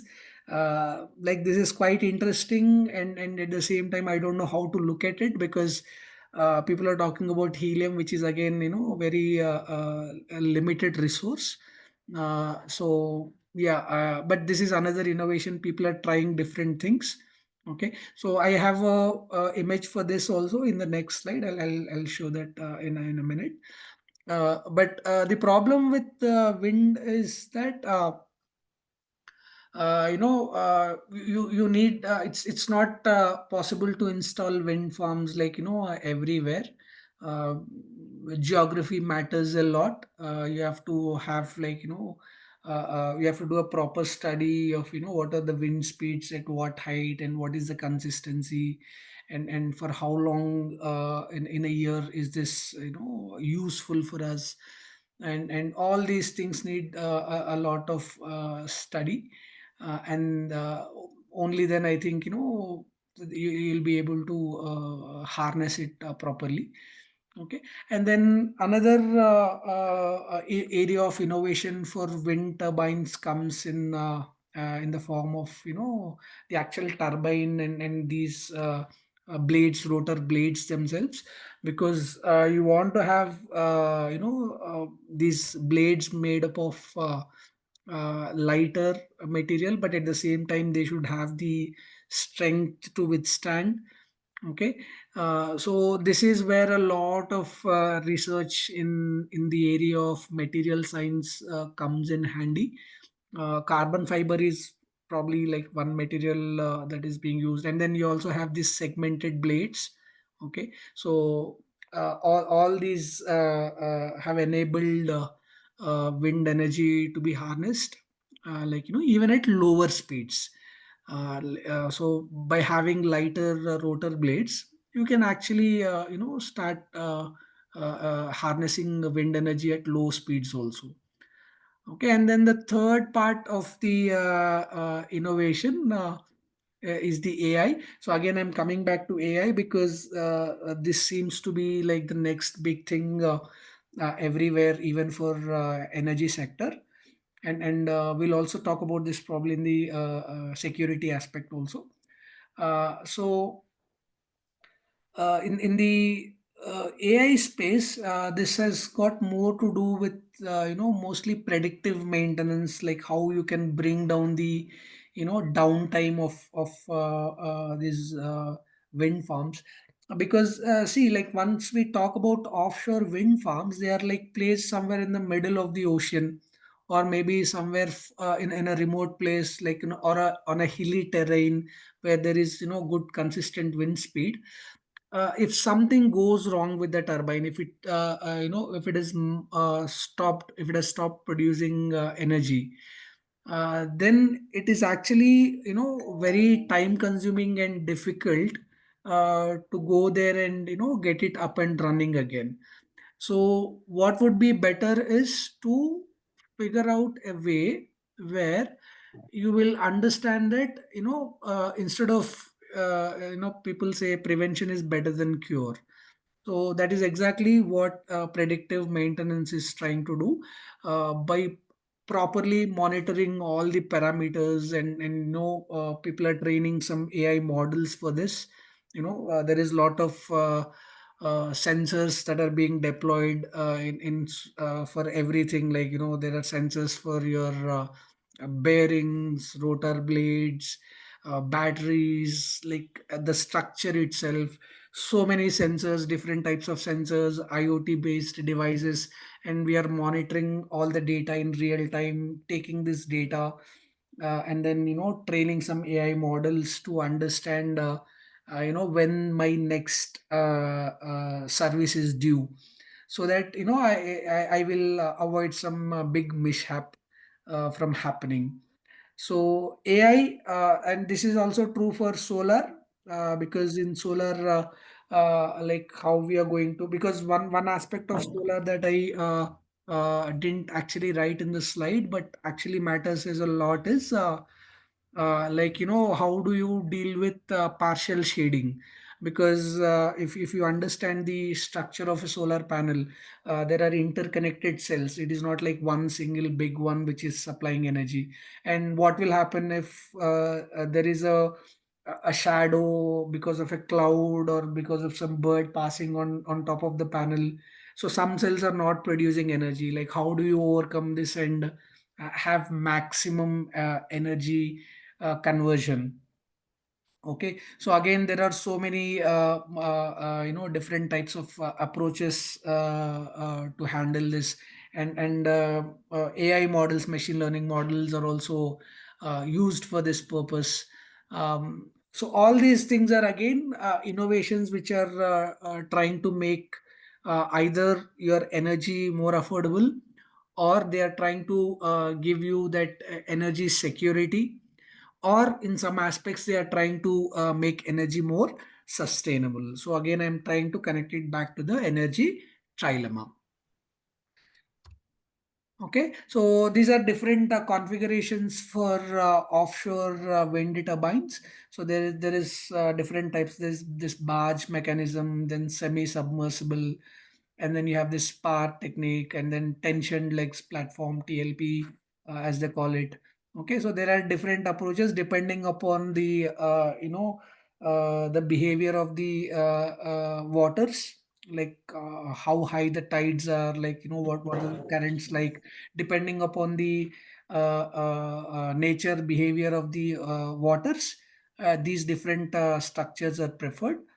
Okay, and then the second one is this, the one that I told you, airborne wind turbine, where this entire that shroud or the balloon is filled with helium.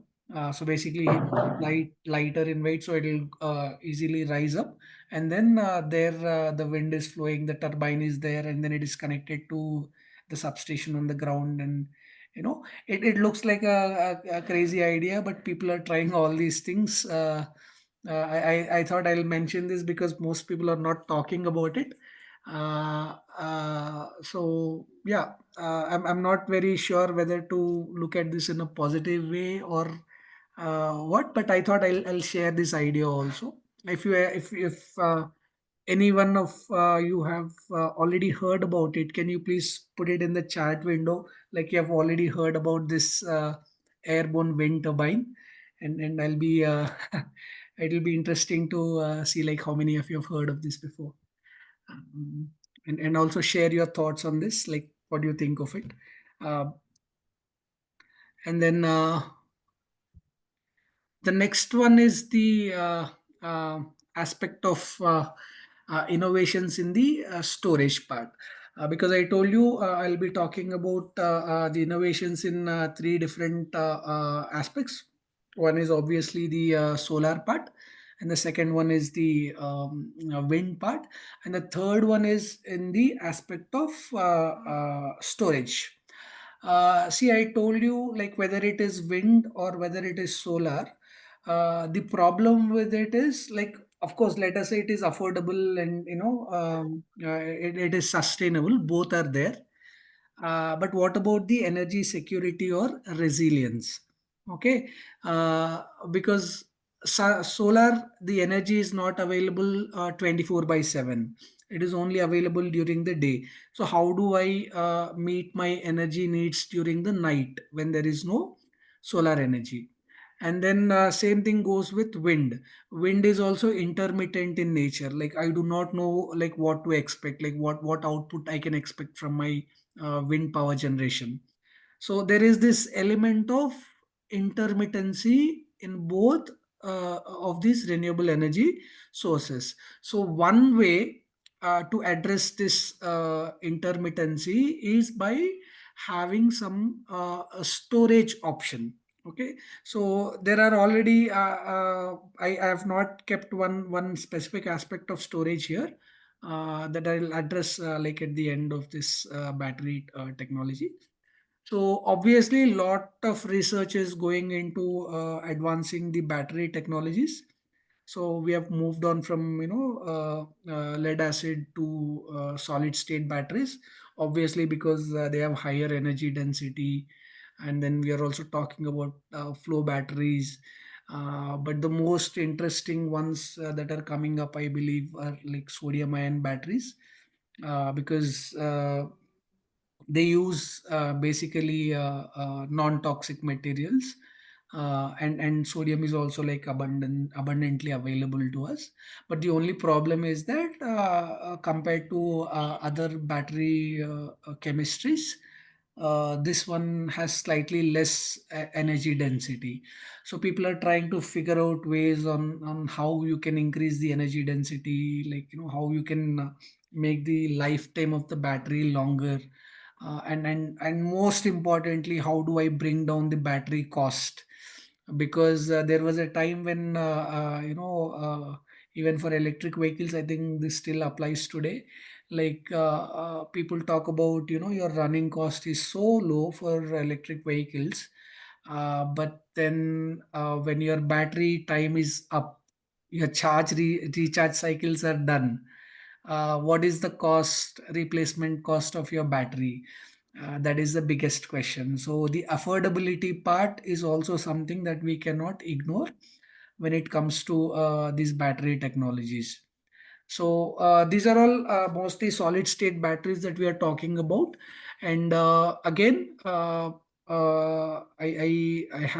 strongly believe that all these three, whether it is solar, wind, or even battery innovations, there is a lot more coming in the near future, especially from the material science domain. Like that, I think we are going to see something that we have probably not seen before. I'm very sure of this because I see some interesting research articles coming out and again, I'm looking forward to what type of battery chemistries they are going to come up with, and how we can improve the density and lifetime of the batteries. So I'm looking out for material science guys out there, to come up with all these, and they're I'm sure in the next 3 to 4 years some interesting things are coming out in this domain for the battery technologies. And the second aspect of batteries that are there is the supercapacitors. So a supercapacitor is something, it's like an extension of capacitor in terms of its storage capacity. But the downside is that I mean, obviously it can store a lot of energy, but the downside is that it will release all the energy in a quick burst. Like it's like a pulsed release of energy. Now the idea is that this supercapacitor, it cannot continuously supply the energy, but it can step in for some momentary periods of time, where you need to immediately quickly supply energy and then maintain the grid resilience. Like sometimes it becomes extremely important to have that immediate release of energy and then balance it out when something is going out of the order. So supercapacitors are going to, people are working a lot on this as well, and this will specifically address the uh, um, uh, grid security part, like how secure is the energy from the energy trilemma. And then the next aspect is the vehicle to grid. So this is another aspect where once the EV penetration has started, okay, so more number of electric vehicles are coming into the usage. People now are trying to connect this to the grid. So this generally is like a vehicle to grid is the terminology that people use here. So what is happening here is uh, we are using electric vehicle battery as a storage medium. So when I'm not using my electric vehicle, like that there are different methodologies for this, but like one simple example that I can think of at the top of my head is that like when do I charge my electric vehicle? Okay, so there is this dynamic pricing idea going on around for quite some time now. So like when the energy demand is at its maximum, the price of the energy will also increase. So I don't want to charge my electric vehicle at that time. Okay, so what I will do, rather I'll try to find out a period where the energy price is less, then I will store the or charge my electric vehicle. Okay, and actually people have started doing this already in certain European countries. This thing is already going on. So what you do is you actually purchase the energy when the demand is low and it is abundantly available in the grid, and then you sell it off when there is a high demand, like when there is a peak, when there is a sudden surge in the demand, you can actually sell the energy that is already stored in your electric vehicle. Okay.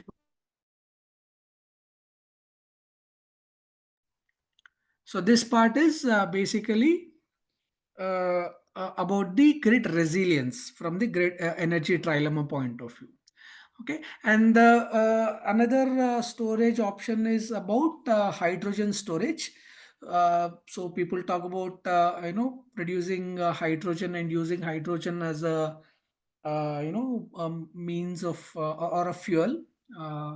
So hydrogen can be stored. It's not difficult, but again, from the grid resilience and point of view, maybe this is good. In other aspects, okay, still there are some questions to be answered in terms of hydrogen. So, but we are betting big on hydrogen, like all over the world, mostly for energy security. Like I like how secure is my grid, and we don't, because future is going to be all about energy wars. So we are trying to invest heavily in hydrogen.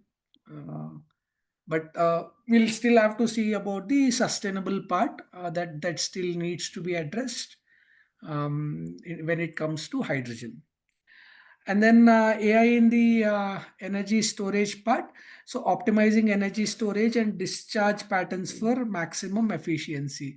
So like when you have these batteries installed with your solar or wind, like what is the best way to or the best time to store, and what is the best pattern to discharge this energy?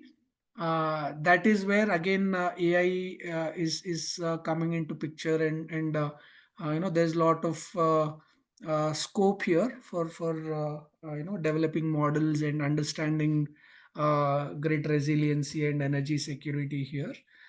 And one point that I did not put in this slide, but I just wanted to briefly mention is because this is another innovation which is already in place and people are using this actually. That is the thermal storage.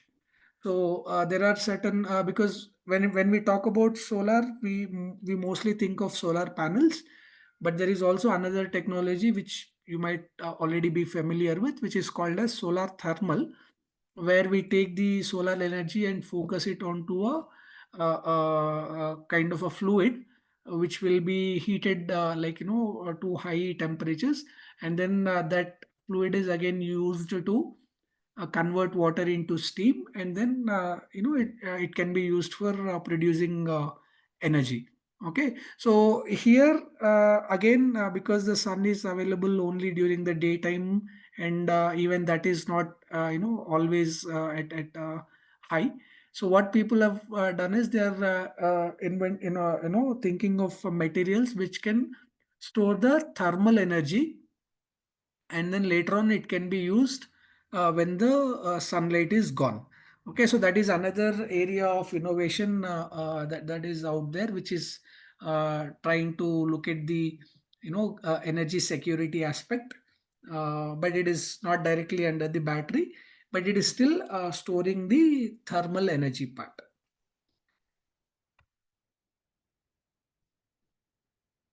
Yeah, so and then the next part is called as the microgrid. So when you have like all your wind, solar, battery, EVs, your utility or the power plants which is generating energy, all these things are there. So what is this microgrid? Microgrid is something which is a localized energy system.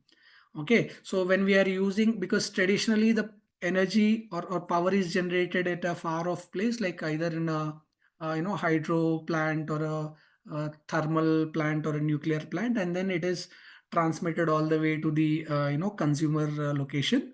But here we are able to now generate energy right at the consumer location, whether it is a rooftop solar, okay, or maybe some battery enabled systems. Okay, so whenever you have this localized generation, that is what we call as a local microgrid. Okay, and then what are the benefits of going for these microgrids? First of all, it will enhance the energy reliability in remote or areas that are difficult for regular energy to be transmitted. And then it promotes grid resilience or security again against outages. Like for example, if the power outage is there due to certain reasons, for whatever reasons your power plant is not operational, okay, you are not completely cut off from the energy. Like you still have your solar, your battery system, you can still manage with reduced load or whatever possible solutions that we can think of. And then microgrid, again, it will reduce the dependency on fossil fuels. And the third one is energy democratization. So this is often less talked about in the in Indian context. But what this will do is this will enable the decentralized system, and then locally we can produce energy, consume energy, and if we have a net metering system, we can also trade energy with the grid, which is already happening now. Okay, so like that's what whenever there is no consumption at my end and I'm generating energy, I can actually put it into the grid and then get a net metering mechanism. Okay, so that is how we trade energy with grids. Okay, and then encourages local energy ownership in the decision making in energy resources, because at the end of the day, energy is going to be super important for us. So it'll make us directly participate in the these decisions that we are taking. Okay, so this is how a microgrid will look like. So you have your utility at this end, and then solar, wind, and then your energy storage with the battery. Okay, and then EVs, and then these are like residential consumers, and then establishments and everything. Okay, so then the role of AI in energy efficiency. So this is another innovation which I've been talking about briefly with solar and wind. This is where AI comes into picture for predictive analytics.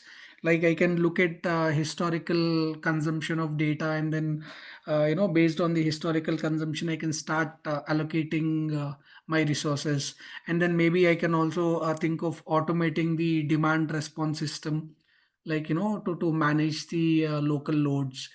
Okay, and then fault detection and maintenance, and this is mostly fault detection is for this we are talking in the context of grid resilience or energy security. Okay, and then energy optimization. Okay, how I can use artificial intelligence and then reduce the waste in all different sectors. Okay, so this is another innovation that has a high impact on different aspects of that energy trilemma I was talking about. Okay, and then IoT is another aspect which is also not been talked about a lot, but it is slowly making its space into energy sector. A lot of devices and sensors have been installed for real-time monitoring of power systems and transmission lines and distribution systems. But what is more interesting is that IoT devices are also getting into our homes and offices and taking control of real-time monitoring and operation. Okay, so what we get by this is that again, whenever there is a lot of sensors involved, you are obviously gathering a lot of data. Okay, and that will definitely help us in understanding our devices better, our consumption patterns better. Okay, so and this applies to everything, like on a smaller scale from a device to a larger scale at the grid level. Okay, and then the synergy of AI and IoT is what is going to give us the superpower of having predictive analytics or optimization or even renewable integration for that matter. When these two come together, that is where most of these interesting things that we talked about will happen. Okay, and then this is another small little point that I wanted to cover. We are only talking about when we talk about grid energy security, we are only talking about renewables as an alternative to fossil fuels, but also there are some non-traditional energy sources, and one of them is geothermal, and then the second one is the bioenergy and the hydrogen fuel. Hydrogen we briefly touched upon, but geothermal and bioenergy are something to look forward to. So if you are not familiar with geothermal power plants, it's like a simple setup where we are trying to utilize the temperature differences that are there inside the Earth's crust. Okay, so I have a small image of that. I'll show in the next slide. Okay, so the advantage of going for geothermal is that it has like minimal emissions, like in terms of operation. Again, there is another debate, like, but for operation point of view, there is like minimal emission, because we are not burning anything. We are already we are using the temperature difference which is already existing.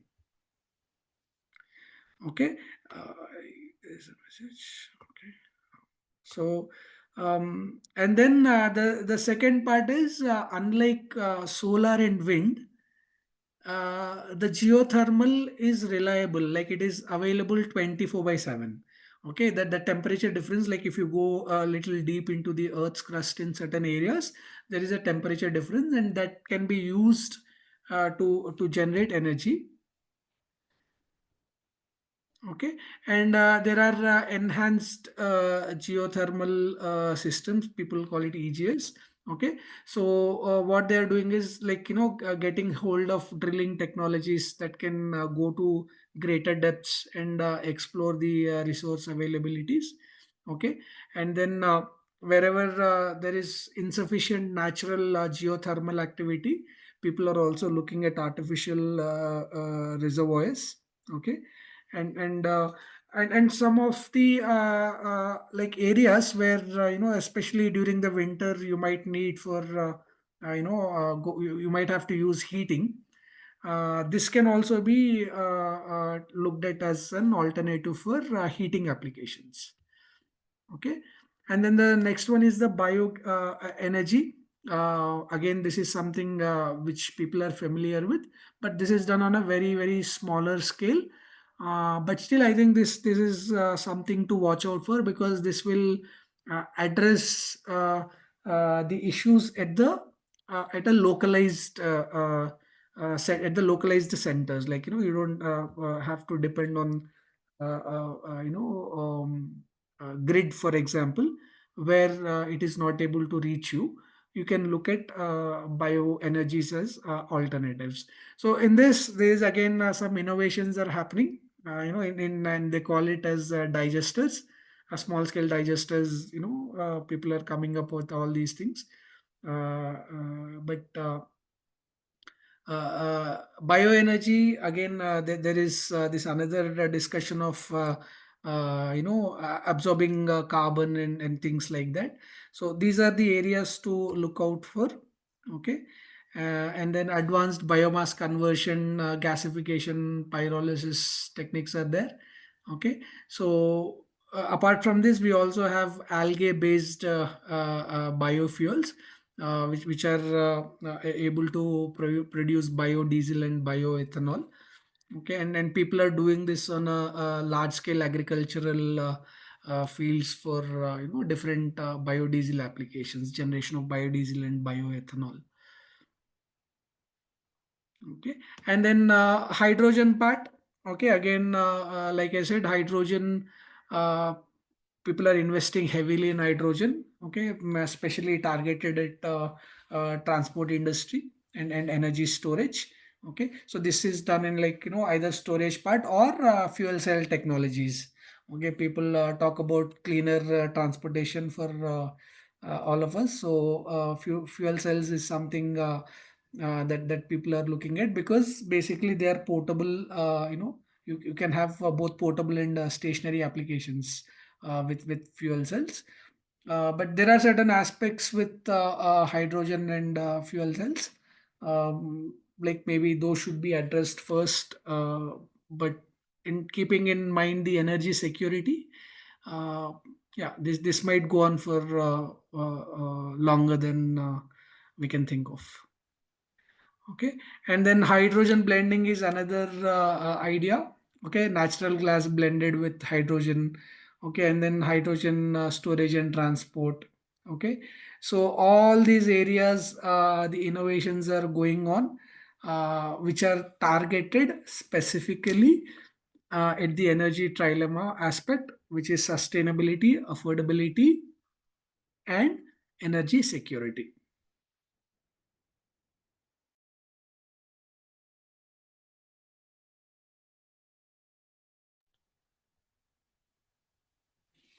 So second part of the presentation is regarding the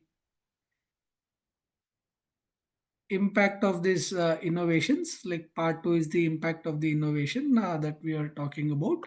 So like I said, our entire presentation is divided into 3 parts. First part is the direct innovations itself. The second part is the impacts. So when I say impact, I'm directly talking about the impact these innovations, like whatever innovations we have talked.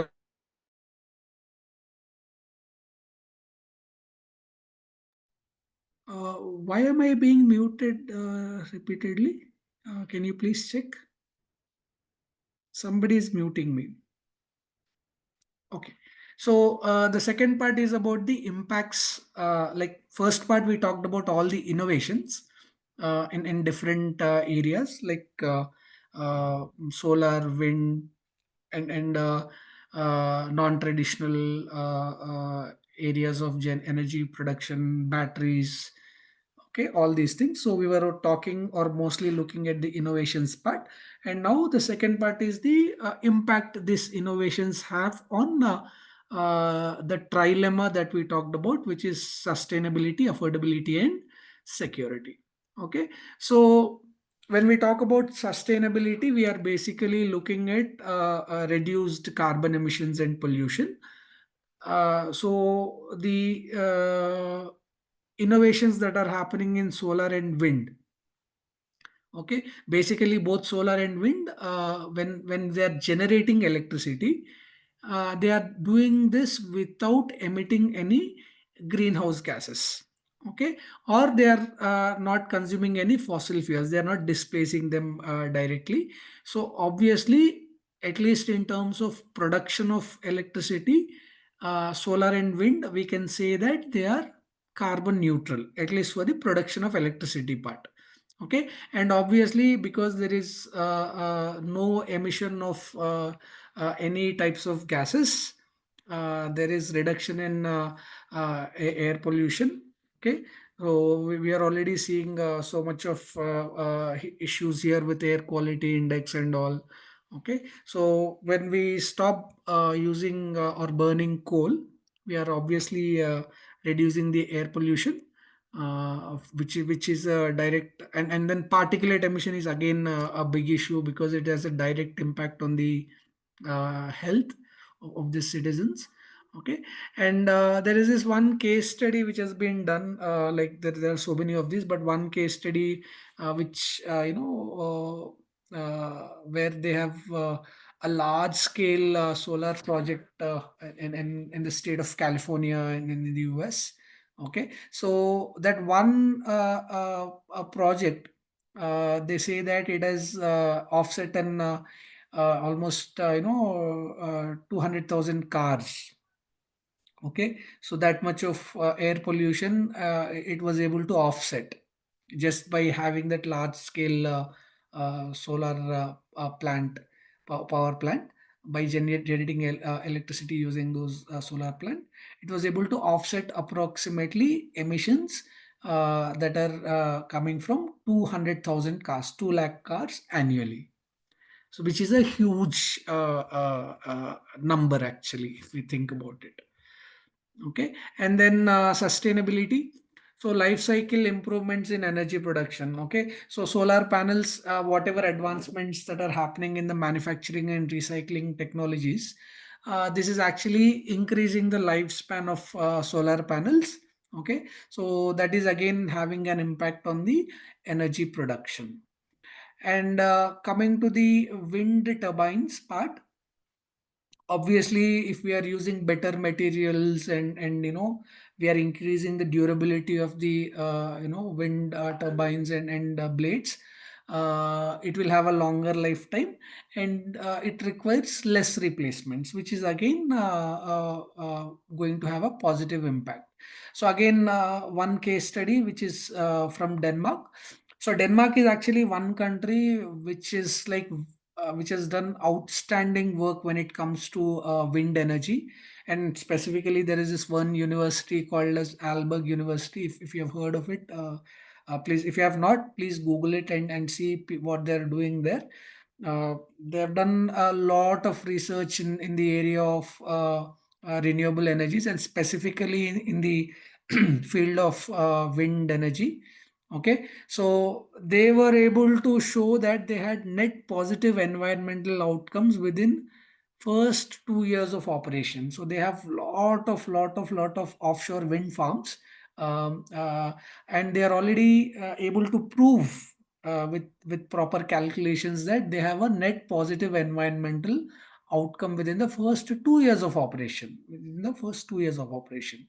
So this is how we look at sustainability aspect in the innovations. Okay, and then the second part is of the energy trilemma is the affordability part. So again, all the innovations that we talked about, like in solar, for example, advanced PV materials, where we were talking about tandem cells, or whether it is perovskites, where we are using a special crystal structure. Okay, or multi-junction solar cells, where we are able to absorb a lot of energy. So all this is going to increase the efficiency of the solar panel. And once we are able to increase the efficiency of the solar panel, we are able to make the cost per kilowatt hour less. Okay, and I have a slide or an image that I'll show you in, I think it's the next slide that I have, where you see that the cost of solar energy per kilowatt hour has drastically decreased over a period of 10 to 12 years or so. It has drastically decreased. So now the point that I'm trying to connect again back to here is innovation is directly impacting the affordability aspect in the energy trilemma. Okay, and then the manufacturing innovations like automation, like obviously is going to reduce the costs. Okay, so this is where I think China by far has outpaced every other country on the planet. Okay, so they are mass producing solar panels, and their cost of manufacturing is like far less compared to any other country. So innovations in the manufacturing industry is also again impacting the affordability of the renewable energy. Okay, and this is directly visible in the energy prices that we see. Okay, so every year when, like, these solar farms are being deployed, okay, they call for these tenders and then all these things. Okay, so now we are looking at a competitive bidding, like everybody is trying to install these solar panels for solar power plants, and they want to sell this to the grid, and they are trying to bring down the tariffs, like, that is shown here. Like if you see this graph, somewhere around 2010-11, the cost per 1 kilowatt hour was somewhere around 12 rupees. Okay, and at the same time, if you see the blue line, which is the energy price of thermal power plants, which is around 2 rupees 75 or 3 rupees approximately. Okay, and if you look at this trend over the last like 15 years or like 2010 to 2018, like 8-year period, where the NTPC average is like slightly increasing. It is not increasing drastically, but still it was kind of going up. Whereas the solar auction price has come down all the way from 12 rupees to less than or nearly 2 rupees per kilowatt hour. So this is where the innovation is directly impacting the affordability of the energy. And this is a very good news, because going forward we'll still see more and more innovations which will further make this more affordable, and also give us the resilience or security, and at the same time making it more sustainable. Okay, and in terms of wind energy, again, turbine design and then supply chain advances have reduced. Okay, so offshore turbines capacities exceeding 10 megawatts reduce cost per kilowatt hour. So it all depends on the turbine design as well. So you have to go for taller towers, longer blades. Okay, and then this will increase the capture of the wind energy. Okay, and that is how we can bring down the cost of wind energy per kilowatt hour. But then again, there are certain other aspects that people don't talk about when we say wind energy and going for taller towers and longer blades. Again, there is this one section of people who complain about how this is impacting the migratory pattern of certain birds and things like that.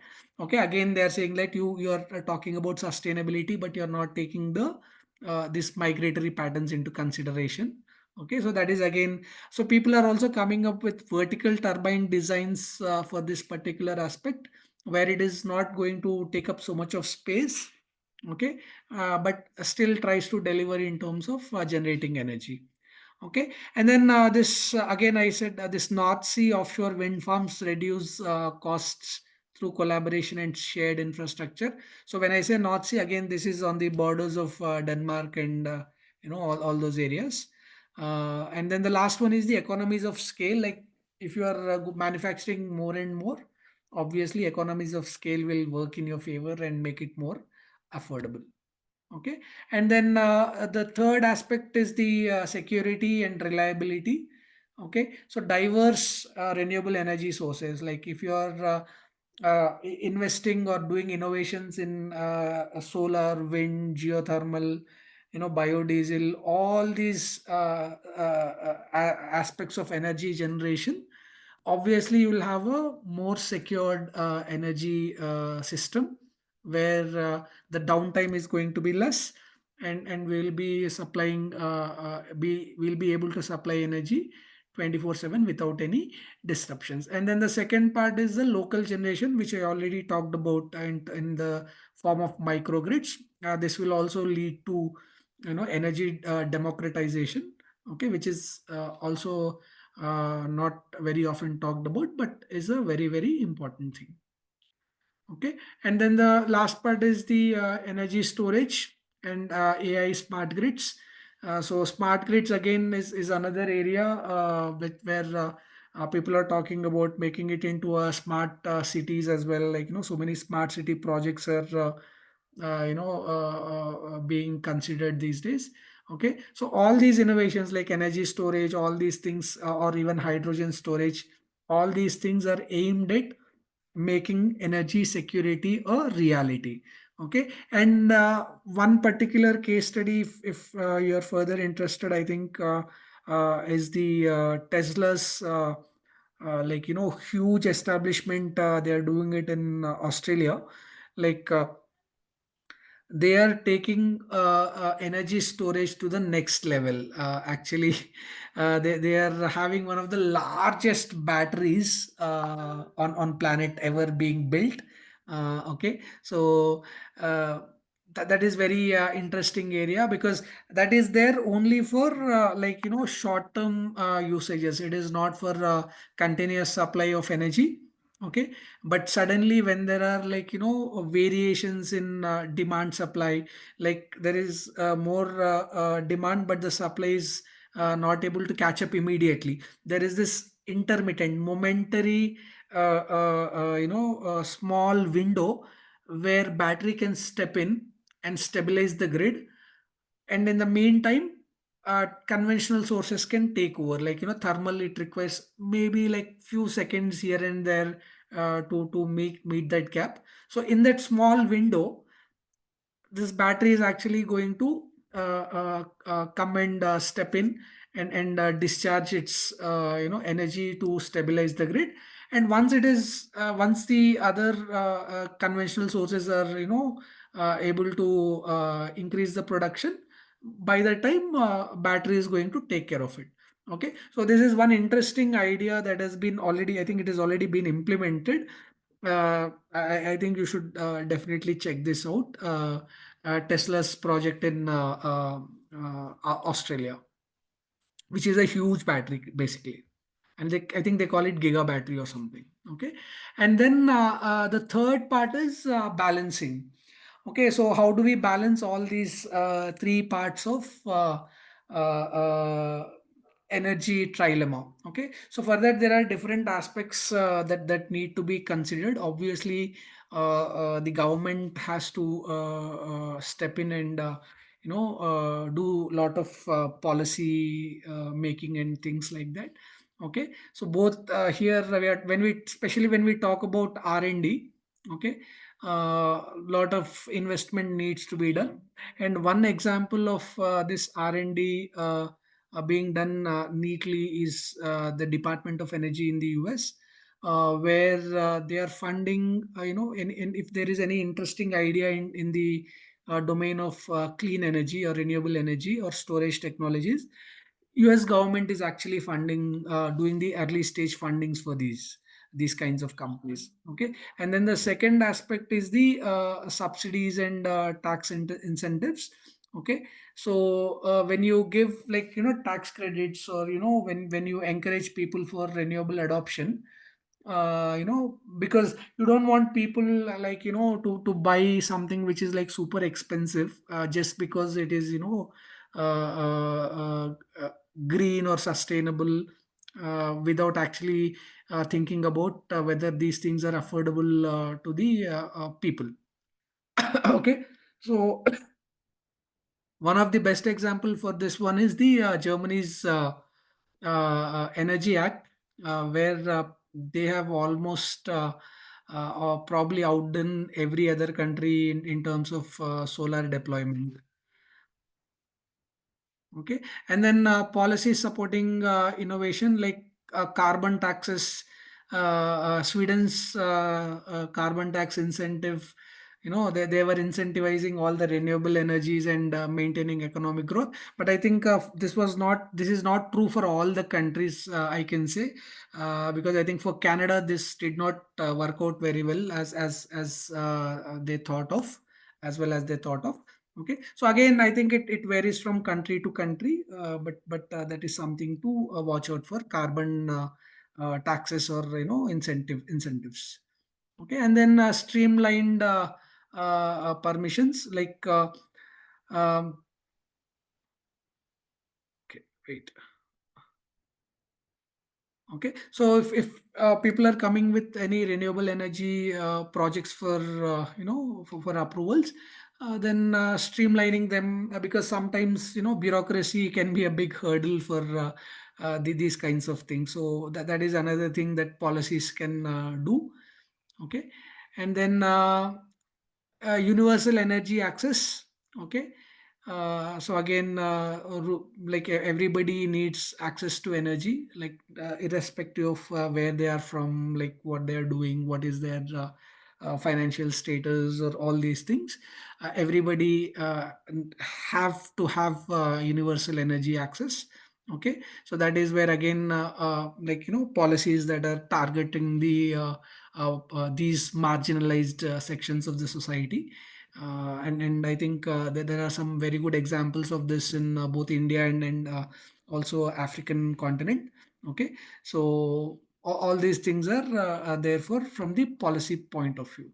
Okay, and then capacity building and knowledge transfer. I think this is true for almost every other area of research, and more so for renewable energy, because I think we are at the junction, like where so many things are happening, and like we have to watch out for what is that, what are those few technologies that we need to focus on further.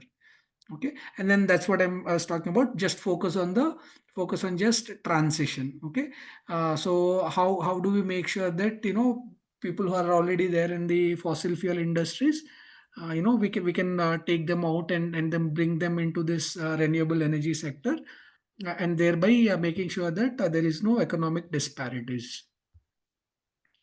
Okay, and then there are some real world examples, if time permits. I think it's already 8:47. So there are some really interesting examples on how countries are balancing energy trilemma. So I think Costa Rica has done terrific. 99% of electricity comes from renewables, whether it is hydro, wind, or geothermal or solar. Okay, so what they have done is basically they have diversified their renewable energy sources. Okay, and Australia is also doing a lot of things in this direction. uh, um, okay, and then Denmark, like I said, 50% of their electricity comes from wind. I think you should check out Denmark, especially if you are interested in wind energy. Please Google Aalborg University. You will find so many interesting things that they are doing there. So many patents they are filing, so much of startup activity, and a lot of interesting things. And then obviously Germany, they have done so much in the renewable energy policies, and then especially the solar aspect, so many patents, and then this solar manufacturing plants are being done with respect to Germany. And the best other important interesting aspect of Germany is that the participation of citizens, like how they are interested in these energy projects and things like that. Okay, so this another example from UAE, like where their the entire city is carbon neutral city. So they are integrating solar, wind, and all these things with energy efficient buildings. Okay, so this is again focusing mostly on sustainability and affordability. Okay, so again, this Tesla's virtual power plant, again, please, if you find time, go check this one. Okay,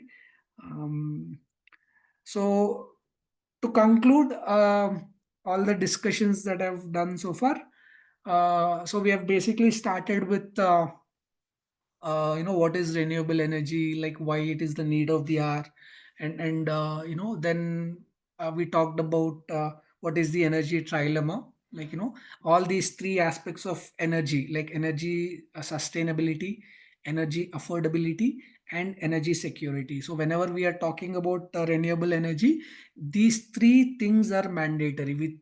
So this is a framework that has been given by World Energy Council. So that is something that every country is trying to focus on. Okay, and then in the first part of my presentation, I talked about different innovations in the sector of solar energy, wind energy, battery storage, and then non-traditional energy resources like geothermal and bio energy, biofuels. Okay, and then in the second part of my presentation, I was directly talking about the impact of these innovations. Okay, so how these innovations in different energy sectors are having a direct impact on the energy trilemma. So energy sustainability, energy affordability, and energy security. Okay, so that was the second part of my presentation. And in the third part, I have basically talked about how all these three can be balanced, because even if you miss out one, it is not going to work. Like, it is sustainable, it is affordable, but there is no security, energy security, that is not going to work. Okay, so these three are like key cornerstones. Like, you have to have all these three, there is no compromise. All these three must be addressed. So the third part, I was talking about balancing this. So there I talked about some policies and things like that, and some case studies where this balancing has been addressed. Okay, and then what do we look out for in the future? Okay, so obviously sustainability is going to be the big challenge. And then we are also talking about affordability and energy security. The first three are like directly taken from the energy trilemma. Okay, and then how do we do all these things? Like, you have to do the integration and the policy changes, and then like focus on emerging technologies, like how are we going to fund the R&D, like those things. And then last part is to make sure that universal access is there, and it has a global impact. Okay, so I thank you all for your attention. So if you have any questions, I'm ready to take those questions.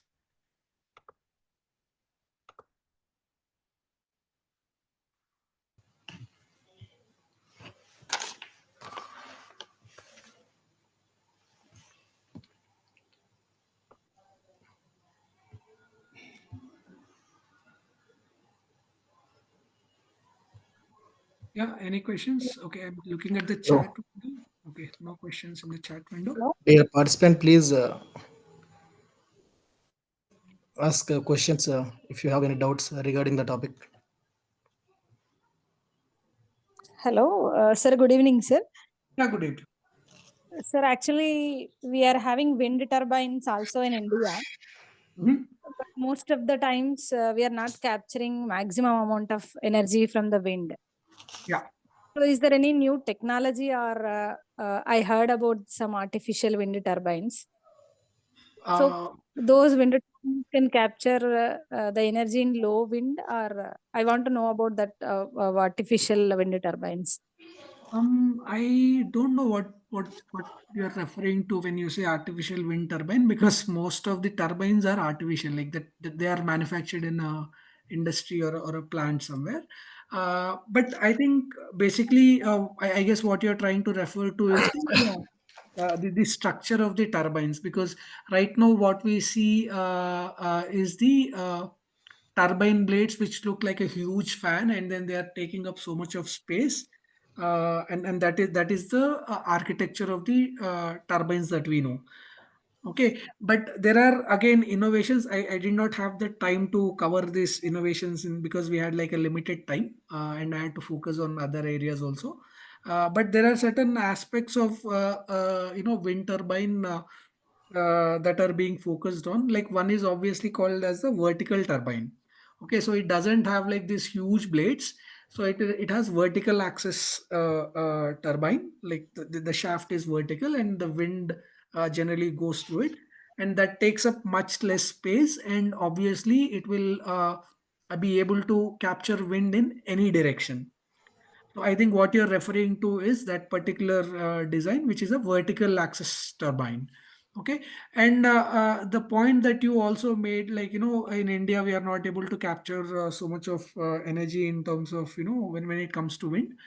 I see that there is always a compromise, or so somewhere in between that we have to look at, because like people said, even in Telangana it is not possible to produce wind energy, but if you like go to certain areas in Telangana also, like at a certain height there is enough wind speed and consistency to generate certain amount of wind energy. It is always there, but I think we cannot complain about the geography. Like we have to work with what we got.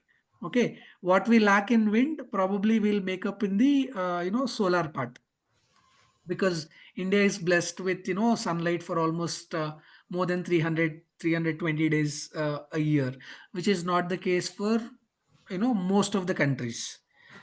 So like we cannot complain that okay, this is not there, but again people are working on these technologies, like vertical axis turbines and battery storage things, like so many things are there. So that is why it is always important to look at these developments not in isolation, but as a complementary thing to each other. Like what we are lacking in one area, how can I complement it with some other area?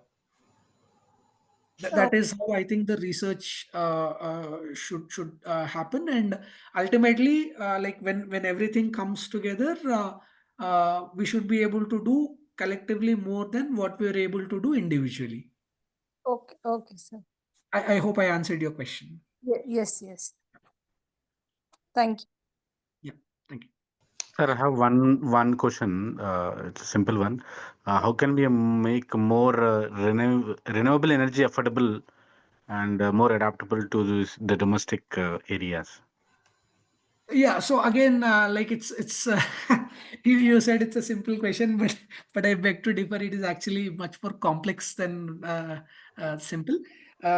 So there are multiple things that can be done. I can quickly point out like one or two directions. One is obviously economies of scale, and I'll definitely point towards China. Like see what they're doing in terms. Huh? No. Yeah. Nothing, sir. Yeah. So China is one example where they have done so much of innovation in their manufacturing sector that it is literally impossible to compete with them in prices. Okay, so one major area I strongly believe that can make a difference for affordability is the innovations that we make in the manufacturing sector. And then obviously the second one is trying to come up with uh, uh, things like more energy efficient energy conversion efficiency, like try to push it up slightly higher. Anyway, India is blessed with so much of sunlight, so I think for solar there is still a lot of scope, and if done correctly, I think that will be a huge game changer for the energy scenario in India. But to answer, like if I have to pick one area that can like seriously affect the affordability of renewables is what we do in terms of innovations in terms of manufacturing. I think that will play a huge role.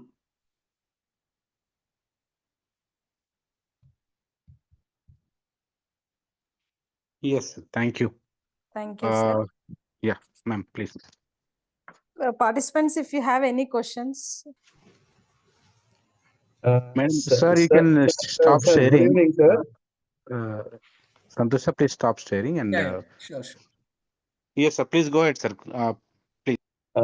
Sir, in home applications, in a rooftop system, generally we are using solar. Yeah. Suppose if you go with the wind energy systems, so which one is best for generation of renewable energy for home applications, sir? See again, this largely depends on geography. I would say, like if you are staying somewhere in the central part of India, I would say, obviously solar is the way to go because obviously we are blessed with so much of sunlight. But if you are staying somewhere like, in the northeast part of India or like, in a hilly terrain, like, where there is not much of constant sunlight, but there is plenty of, wind, ample of wind. And 5K Srijan. So there, I think you'll have to go for wind. But again, the problem with wind is that wind on a smaller scale is, at least with the existing systems, it is not as efficient. Like maybe you can do certain things, but I think some innovations are being done there, especially with that vertical wind turbine I was talking about. So, but if you are in parts where central India kind of thing, like where you have a lot of sunlight, I think still solar will be a very good choice compared to wind energy. Yes, I hope I answered your question. Okay, sir. Thank you, sir. Sir, can you turn on your camera, sir, so that I will take a screenshot of you? Just a second. I request all the participants, please switch on your radios so our moderator can take a pic.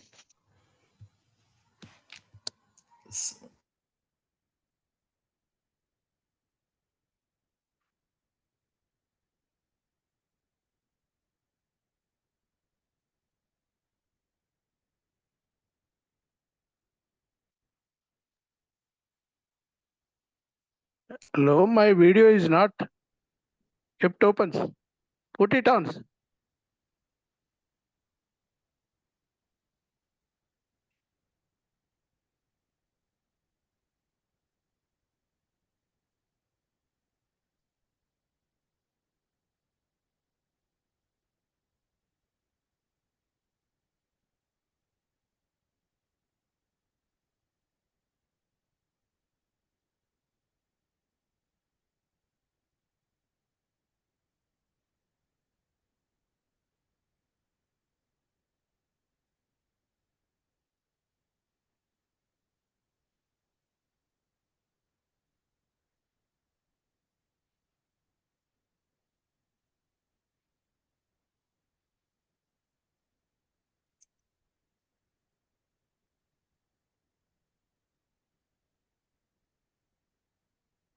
Yeah, thank you all.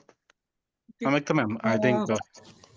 I take this opportunity to thank the coordinating team, like Dr. Jayahari sir, Dean R&D, and also the co-coordinator, Samyukta ma'am. Thank you for giving me this opportunity. I hope I was able to give you some information that you probably enjoyed. Sir, wait, sir. Still, I want to take a photo because my network issues there here. Okay, no problem. Thank you, Santosh sir. Dear participant, please turn on your camera so that I will take group photos.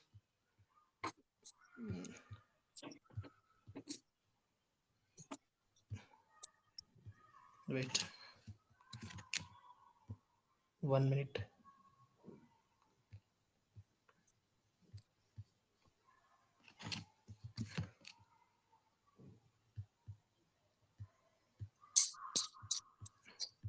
Thank you, Santosh sir, for considering request and giving a session. Yeah, sure. The session is very insightful, sir. I have Thank you. focused complete session. It's completely insightful. Thank you so much for accepting immediate invitation. Actually, I did not give much time to prepare you also. Thank you so much for accepting our invitation. Anytime, ma'am. Thank you. Thank you, sir. Thank you so much. Thank you, Santosh sir. Thank you very much. Thank you all participants. I hope I did not take much of your dinner time. Okay. So actually, the session is very interesting. We are listening. Thank you, sir. Thank you, sir, for giving your valuable information. Actually, Once Santosh, again, thank you all covered the in participants. the directions. Okay, proceed. ma'am. Santosh sir, you covered in all the directions, sir, actually.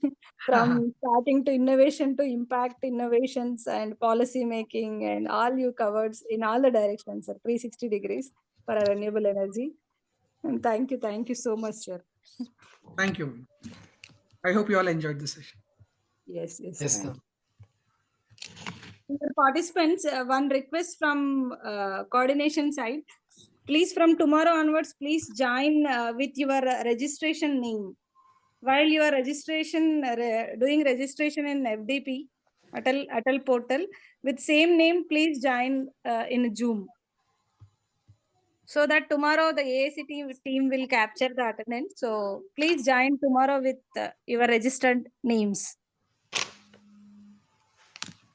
Thank you all. Thank you.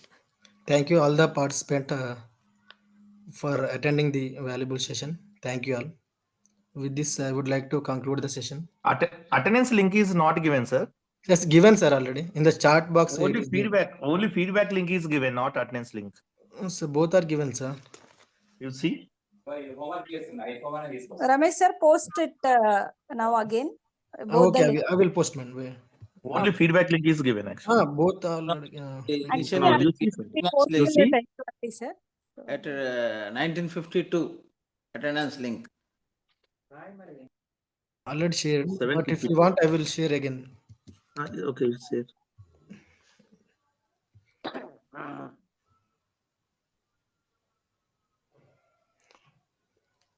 Sir, just now I shared, sir, in the chat box, sir.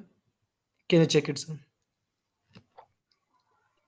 Dear participant, if anyone didn't give attendance, so immediately go to the link and give your attendance.